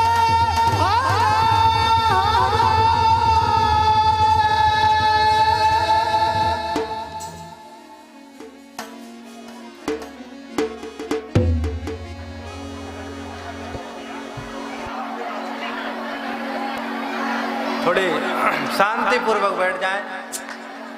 बस 5 मिनट की और कथा है और भगवान का विवाह बाकी है। अभी बाकी है विवाह, अभी तो बारात अभी सजी है। ओ मैया रुक जाओ, अभी तो बाबा की बारात आई है। अभी मंडप में शादी शुरू होगी, फिर लड्डू पुए की बरसात होगी, फिर खा खा के अपने घर को जाना है सभी को, है ना। शांति पूर्वक बैठ लो। श्री सीतारामचंद्र भगवान की जय। हाँ, तो भगवान शिव का जो स्वरूप है बड़ा विचित्र दूल्हा वेश है। विश्व में ऐसा ना पहले कोई दूल्हा बना था और ना बाद में बना।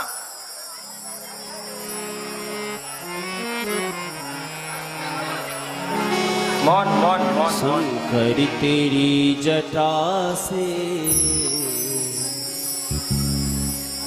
हाँ, तो भगवान शिव का जो श्रृंगार हो रहा है उसमें गोस्वामी जी वर्णन कर रहे हैं। कर त्रिशूल अरु डमरू विराजा, चढ़े बसह चली बाजई बाजा। हाथ, एक हाथ में डमरू तो दूसरे हाथ में त्रिशूल है।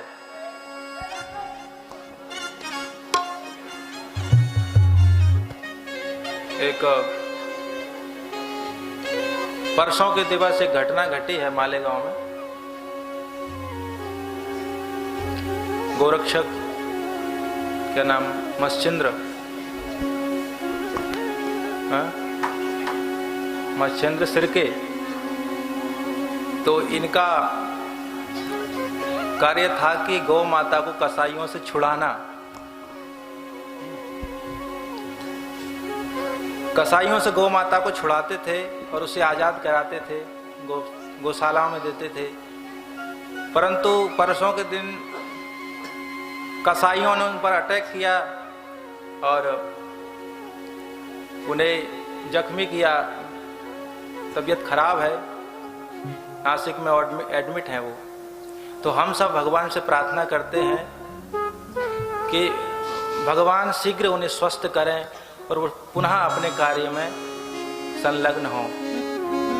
देखिए, आज धर्म चमत्कार का लिए जरूरी हो गया कि इसे चमत्कार दिखाया जाए। बागेश्वर धाम कोई गलत नहीं कर रहे, चमत्कार दिखाकर वो अच्छा कार्य कर रहे हैं। ये पहली बार नहीं हो रहा है, इसके पहले भी हुआ है।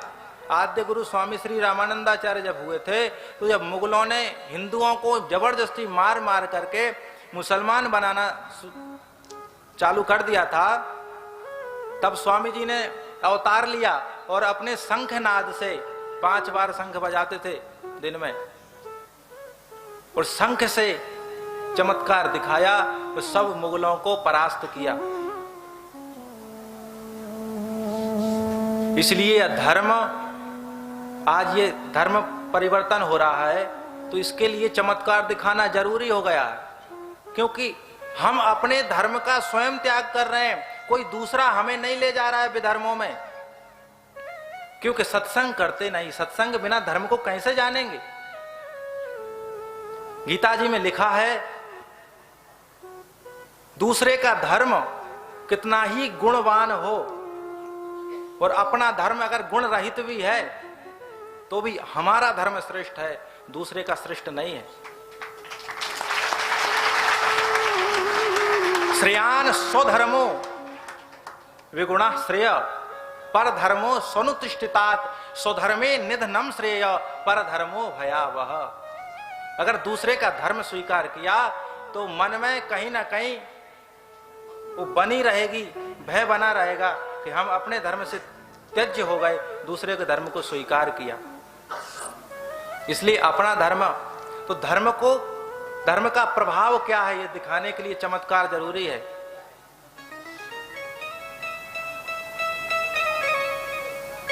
भगवान से प्रार्थना करें कि वो जल्दी से ठीक हो और अपने कार्य में फिर से लगे। ये व्यासपीठ से हम कामना करते हैं। जय सिया राम। यहाँ भगवान शिव का सजना हुआ और बारात चली है। यहाँ भगवान विष्णु ने एक व्यंग किया है कि दूल्हा के अनुसार बारात नहीं है, इसलिए सब इनको छोड़कर अलग हो जाओ। तो भगवान शिव ने कहा कोई बात नहीं, हंसी तो अब होनी है। तो भृंगी नाम के गण ने संपूर्ण शिवगणों को टेरा और शिव जी की बारात भूत प्रेतों से भर गई। देखते ही देखते इन भूत प्रेतों का क्या है, नाना वाहन नाना बेसा। बिहसे शिव समाज ने देखा, अपने समाज को देखकर भगवान शिव स्वयं ही हंसने लगे। अब वो समाज कैसा रहा होगा सोचो।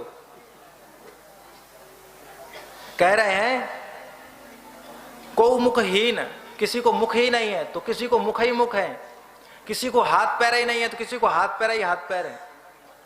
ऐसे विचित्र तनखीन कौवत पीन पावन कौआ पावन गति धरे, भूषण कराल कपाल सोनित सद्य तन खर भरे। खून लगा हुआ है, मुंडों की मालाएं पहने हुए हैं। भूत प्रेत तो भूत प्रेत होते मशानी। इस प्रकार की ये बारात चली है। हिमांचल नगर में आई है बारात। हिमांचल नगर की बड़ी अतिशय शोभा है।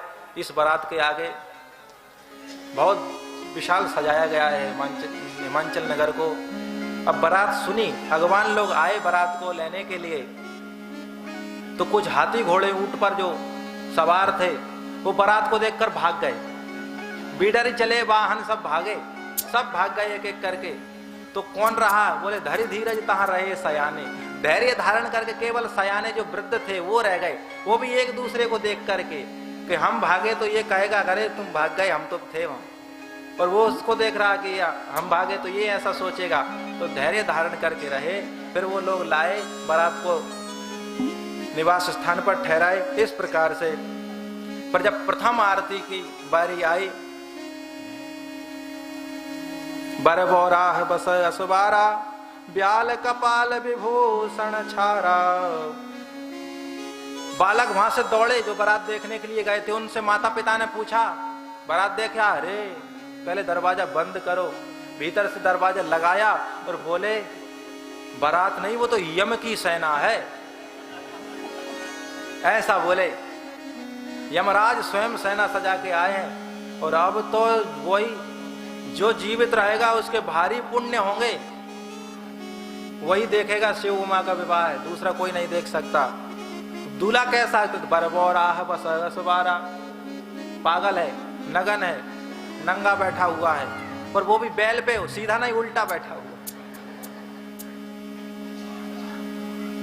इस प्रकार से बारात आई। सब माता पिता ने बालकों को समझाया, ऐसा नहीं है, वो भगवान शिव हैं और उनकी जो भूत प्रेतों की सेना है वो कोई खतरनाक नहीं है, दुष्टों के लिए खतरनाक है, अपने लिए सौम्य है। इस प्रकार से समझाया।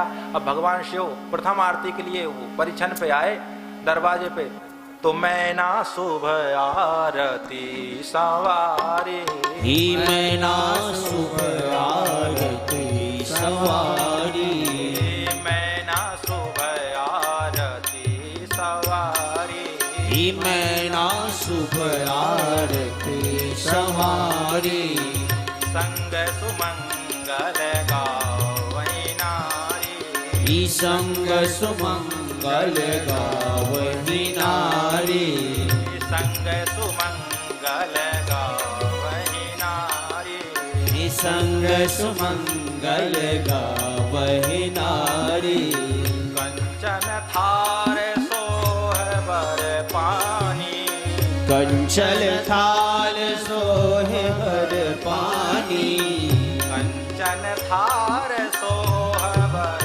पानी, कंचन थाल सोहे हर पानी, परिछन चले हरहि हर तानी, परिछन चले हरे हर नानी, विकट बेस रुद्र जब देखा, विकट रूप तब देखा, विकट बेस रुद्र जब देखा, विकट वेश रुद्र तब देखा, अवलन उर भय भयउ विशेषा, अवलन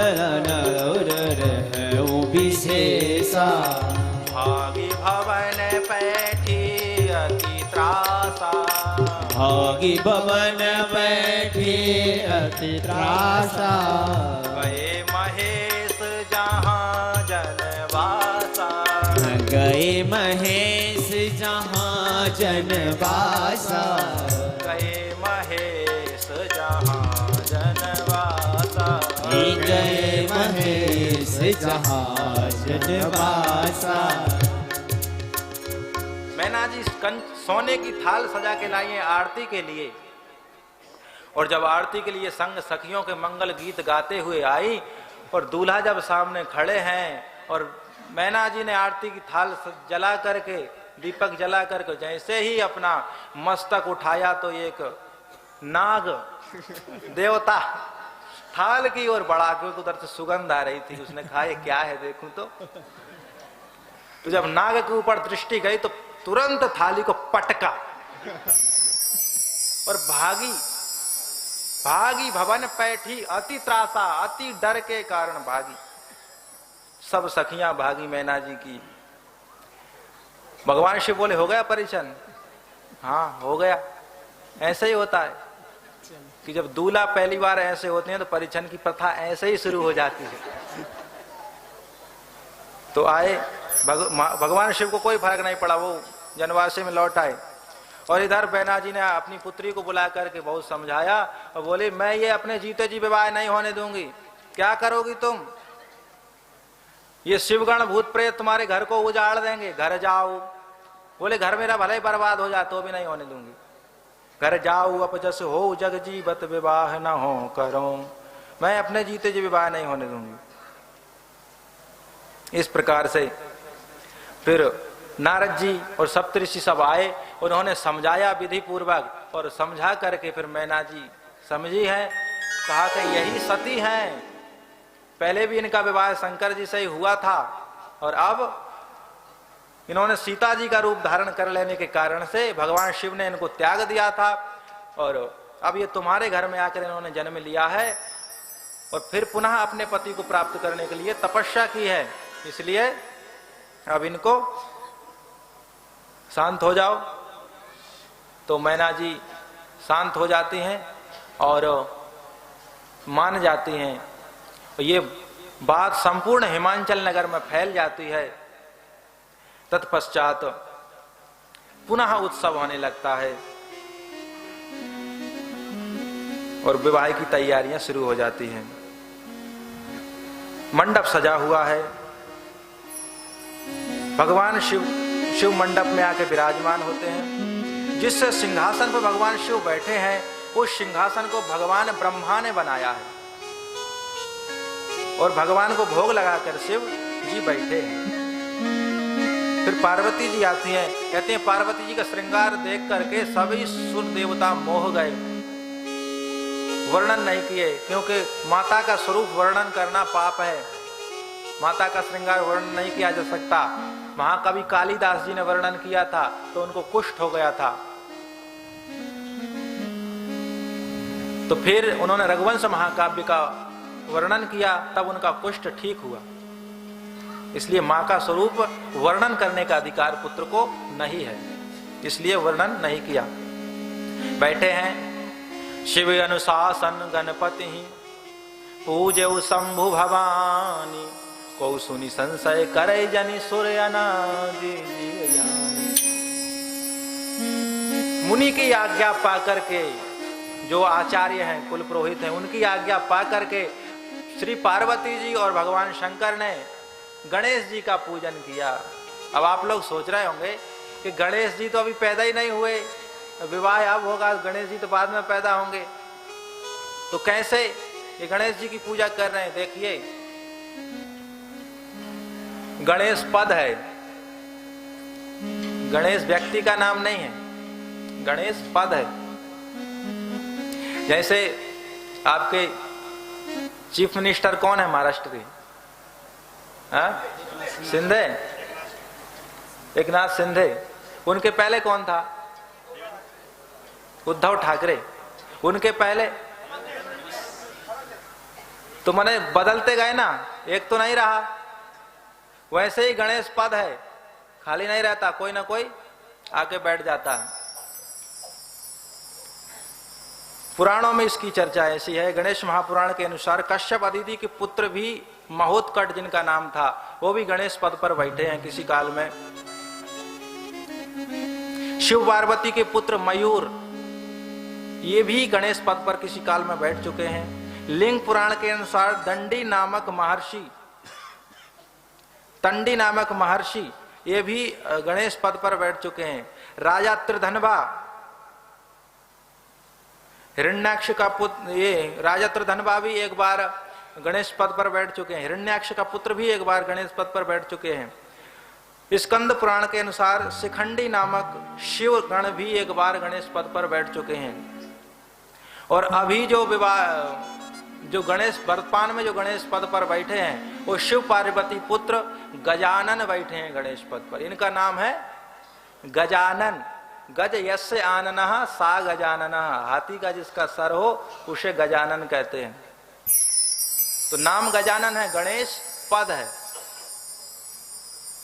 तो गणपति की पूजा किए, इस प्रकार से संपूर्ण विवाह संपन्न हुआ। हर गिर जाकर भयउ विवाहु, सकल भुवन भरी रहा उछाहु।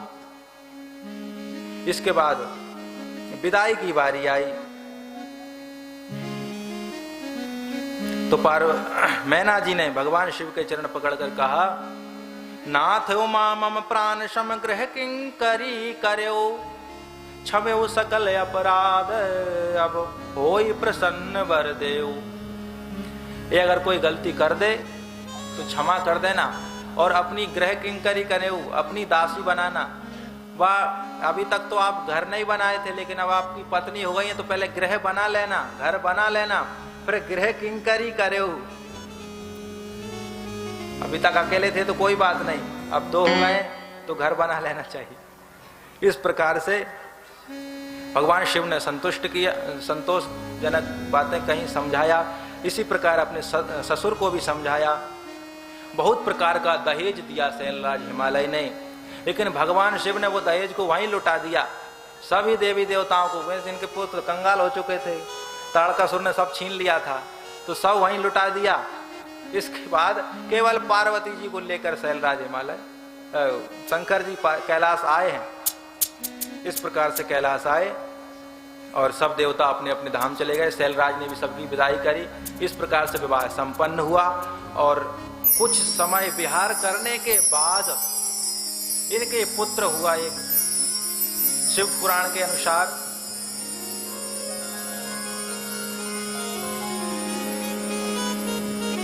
पुत्र का जन्म थोड़ी विचित्र ढंग से हुआ था। पार्वती जी की इच्छा कोई पुत्र हो, तो भगवान शिव प्रेम विलास कर रहे थे।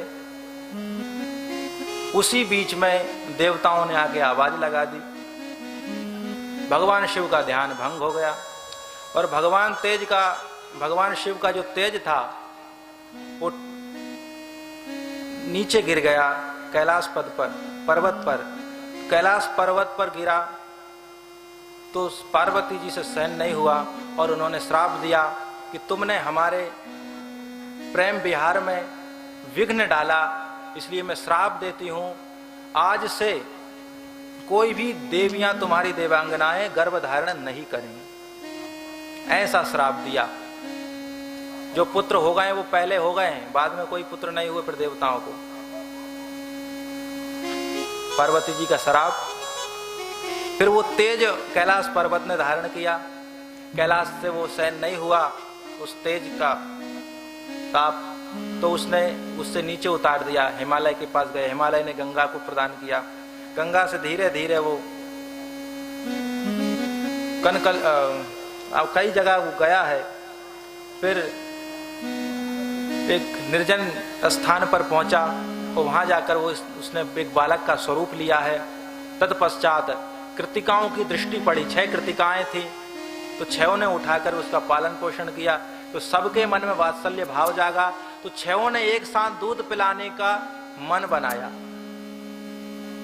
कि 6 ही एक साथ। अब कैसे दूध पिलाएं? मुख एक है और पिलाने वाले दूध 6 हैं, तो इनका नाम इन्होंने 6 मुख प्रकट कर दिए, इसलिए इनको षडानन कहा जाता, 6 मुख वाले। तो 6 का एक साथ दूध पान किया, सबको मन को संतोष दिया। तत्पश्चात कृतिकाओं ने पालन किया, इसलिए इनका नाम कार्तिकेय हुआ। ये बहुत बलवान हुए। 6 दिन में ये देवताओं के सेनापति हो गए। 6 दिन की आयु में मात्र देवताओं ने इनको सेनापति बना दिया, इंद्र ने अपना। और 7वें दिन इन्होंने ताड़कासुर को मार करके देवताओं को बसा दिया। इस प्रकार से यह कथा संपन्न हुई है। चरित सिंधु गिरजा रमन वेद न पावई पार, वर्णे तुलसीदास किमि अतिमति मंद गवार। भगवान शिव और गिरजा का जो चरित्र है वो अपार सागर है, इसको कोई पार नहीं पा सकता। तुलसीदास जी कहते हैं मैं अतिमति मंद गवार, मैं कैसे पार पा सकता हूँ। तो ये कथा भगवती यहाँ पर संपन्न हुई। भगवान शंकर की जय। शंकर तेरी जटा से बहती है गंगधारा, शंकर तेरी जटा से बहती है गंगधारा। काली घटा के अंदर, काली घटा के अंदर जिमिदामिनी उजाला, शंकर तेरी जटा से बहती है गंगधारा। शंकर तेरी जटा से बहती है गंगधारा। जय हो भोले भंडारी।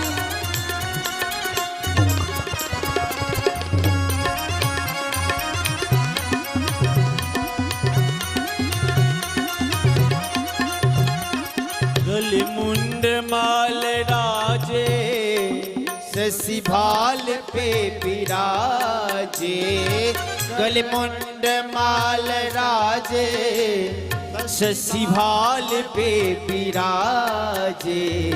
डमरू निनाद बाजे, घर में त्रिशूल धारा। शंकर तेरी जटा से बहती है गंगधारा, शंकर तेरी जटा से बहती है गंगधारा। जय हो। हे!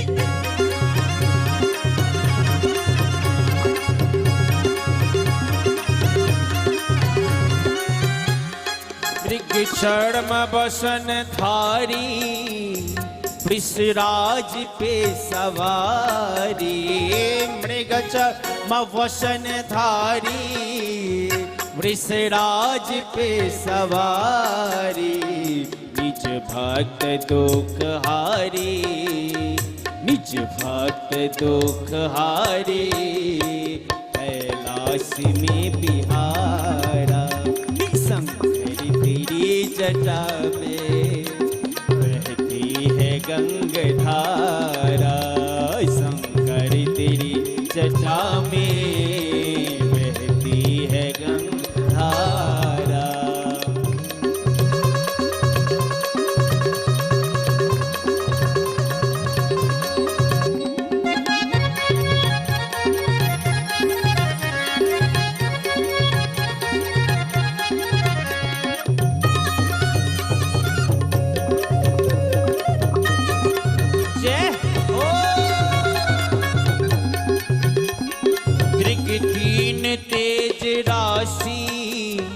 कटिबंध नाग फांसी त्रिगुते तेज राशि कटिबंध नाग फांसी गिरिजा है संगदासी सब विश्व के आधारा गिरिजा है संगदासी सब विश्व के आधारा शंकर तेरी जटा से बहती है गंगाधारा शिव नाम जो उचारे सब पाप दोष टारे शिव नाम जो उचारे सब पाप दोष टारे ब्रह्मानंद विसारे भव सिंधु पार तारा जटा से बहती है गंगाधारा काली घटा के अंदर चिमिदामिनी उजारा शंकर तेरी जटा से गंगाधारा शंकर तेरी जटा से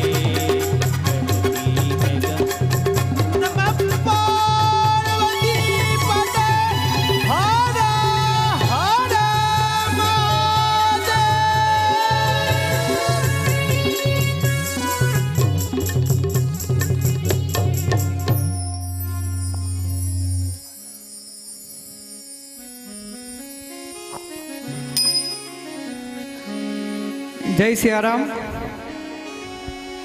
व्यासपीठ को नमन करते हुए हम सबके परम श्रद्धेय श्री श्री 1008 महंत श्री फलारी जी महाराज के चरणों में नमन करते हुए श्री महंत धर्मदास जी महाराज जी के चरणों में नमन करते हुए व्यासपीठ पर विराजित सभी साधु संत महात्माओं के चरणों में नमन करते हुए और बड़ी भारी संख्या में पधारे हुए आप सभी श्रद्धालुओं को भी नमन करते हुए आज आप हम और सभी ने पंचम दिवस की कथा का रसपान पूज्य महाराज श्री के मुखारविंद से रसपान किया है।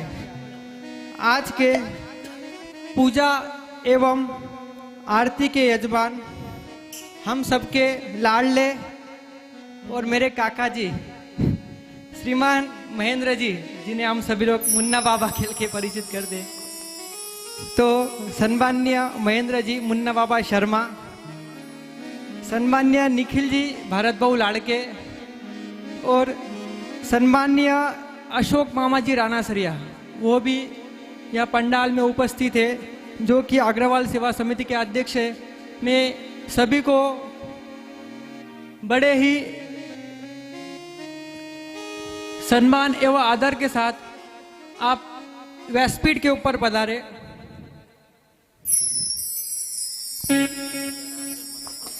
आज का जो प्रसाद है, प्रसाद के यजमान श्रीमती मोनाली पाठक, श्रीमती शीतल पवार, श्रीमती तुलसाबाई खरटमल एवं महिला मंडल, इन्होंने आज का जो प्रसाद है, प्रसाद के लिए इन सभी ने सहयोग किया है। उन सभी को भी बहुत बहुत धन्यवाद देता हूँ। कल की कथा में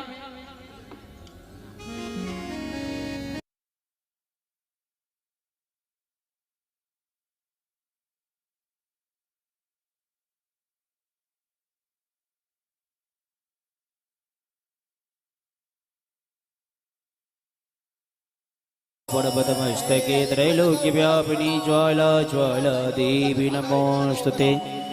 सभी भक्त अपने अपने स्थान पे शांतिपूर्वक भगवान भोले बाबा की आरती करें।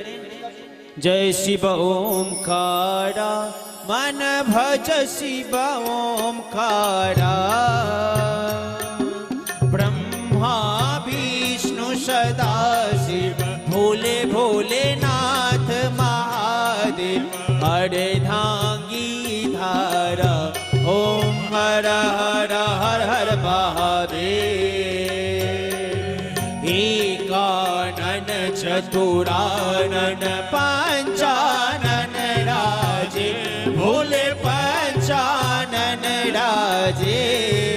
हंसासन गरुड़ासन, हंसासन गरुड़ासन, वृषवाहन साजे ओम हर हर हर हर महादेव।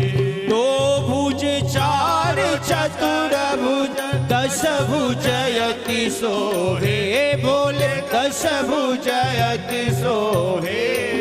तीनों रूप निरखता, भोले जी के रूप चमकता, त्रिभुवन जन मोहे ओम हर हर हर हर महादेव। अक्षमाला बनमाला रुंडमाला धारी, हे बोले रुंडमाला धारी।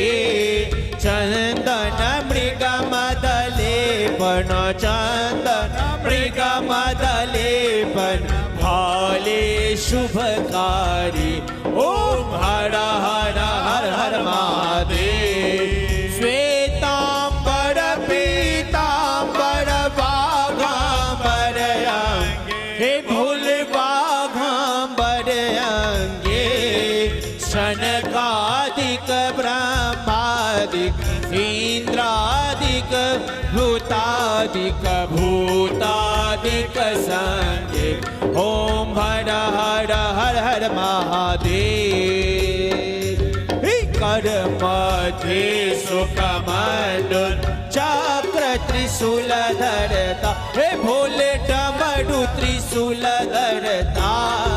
सुख करता दुख हरता, सुख करता दुख हरता, जग पालन करता ओम हर हर हर हर महादेव। ब्रह्मा विष्णु सदा शिव जानत अविवेका, हे बोले जानत अविवेका। प्रणवाक्षर के मध्य ओमकारेश्वर मध्य, तीनों एका ओम हर हर हर महादेव। हे काशी में विश्वनाथ विराज, नंद ब्रह्मचारी, हे बोले नंद ब्रह्मचारी। नित उठ दर्शन पावत, भोले जी के दर्शन पावत, महिमा अति भारी ओम हर हर हर महादेव। त्रिगुण स्वामी जी की आरत जो कोई नर गावे, बोल जो कोई नर गावे। कहत शिवानंद स्वामी, कहत शिवानंद स्वामी, वांछित फल पावे ओम हर हर हर महादेव।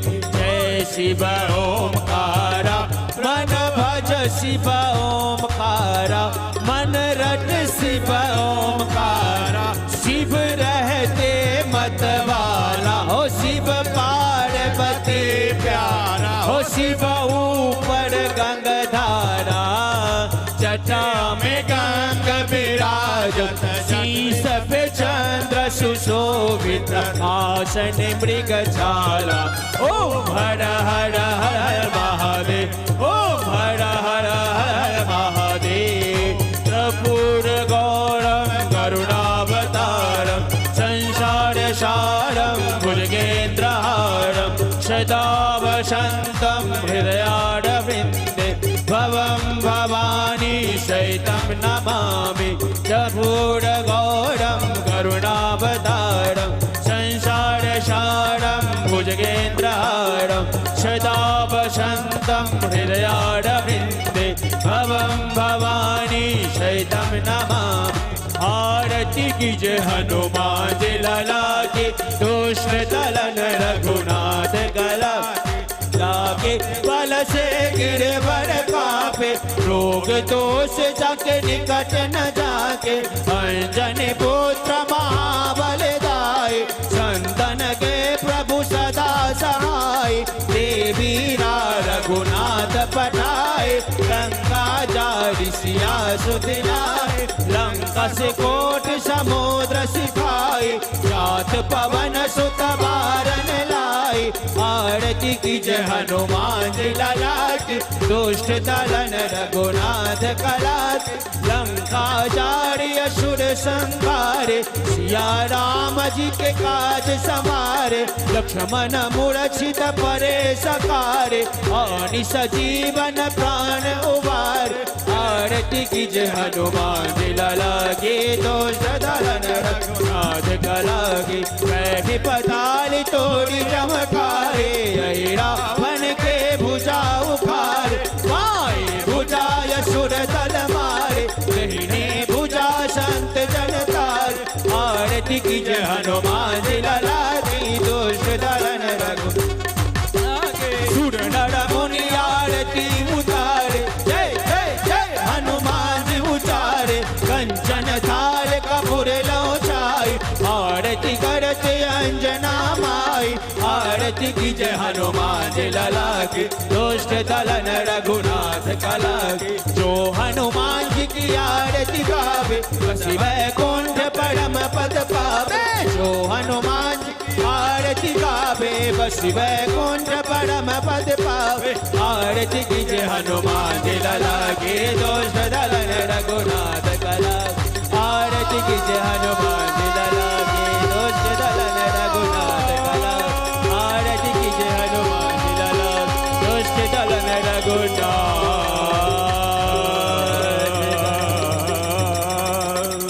निस्तलीकरणं पुष्पे देवा वन्दनं नमस्करोमि प्रणमोमि हस्ते पुष्पाणि कृत्वा मन्त्रपुष्पाञ्जलि। चतुरेण चतुर्नमयजन्त देवास्थानि धर्मान् प्रथमन्यासन्ना देहनाकं महिमानः। चन्द्रपूर्वे साध्याः शान्तिदेवाः। नाना सुगन्धपुष्पाणि यथा कालोद्भवानि च, पुष्पाञ्जलिर्मया दत्ता गृहाणा परमेश्वर।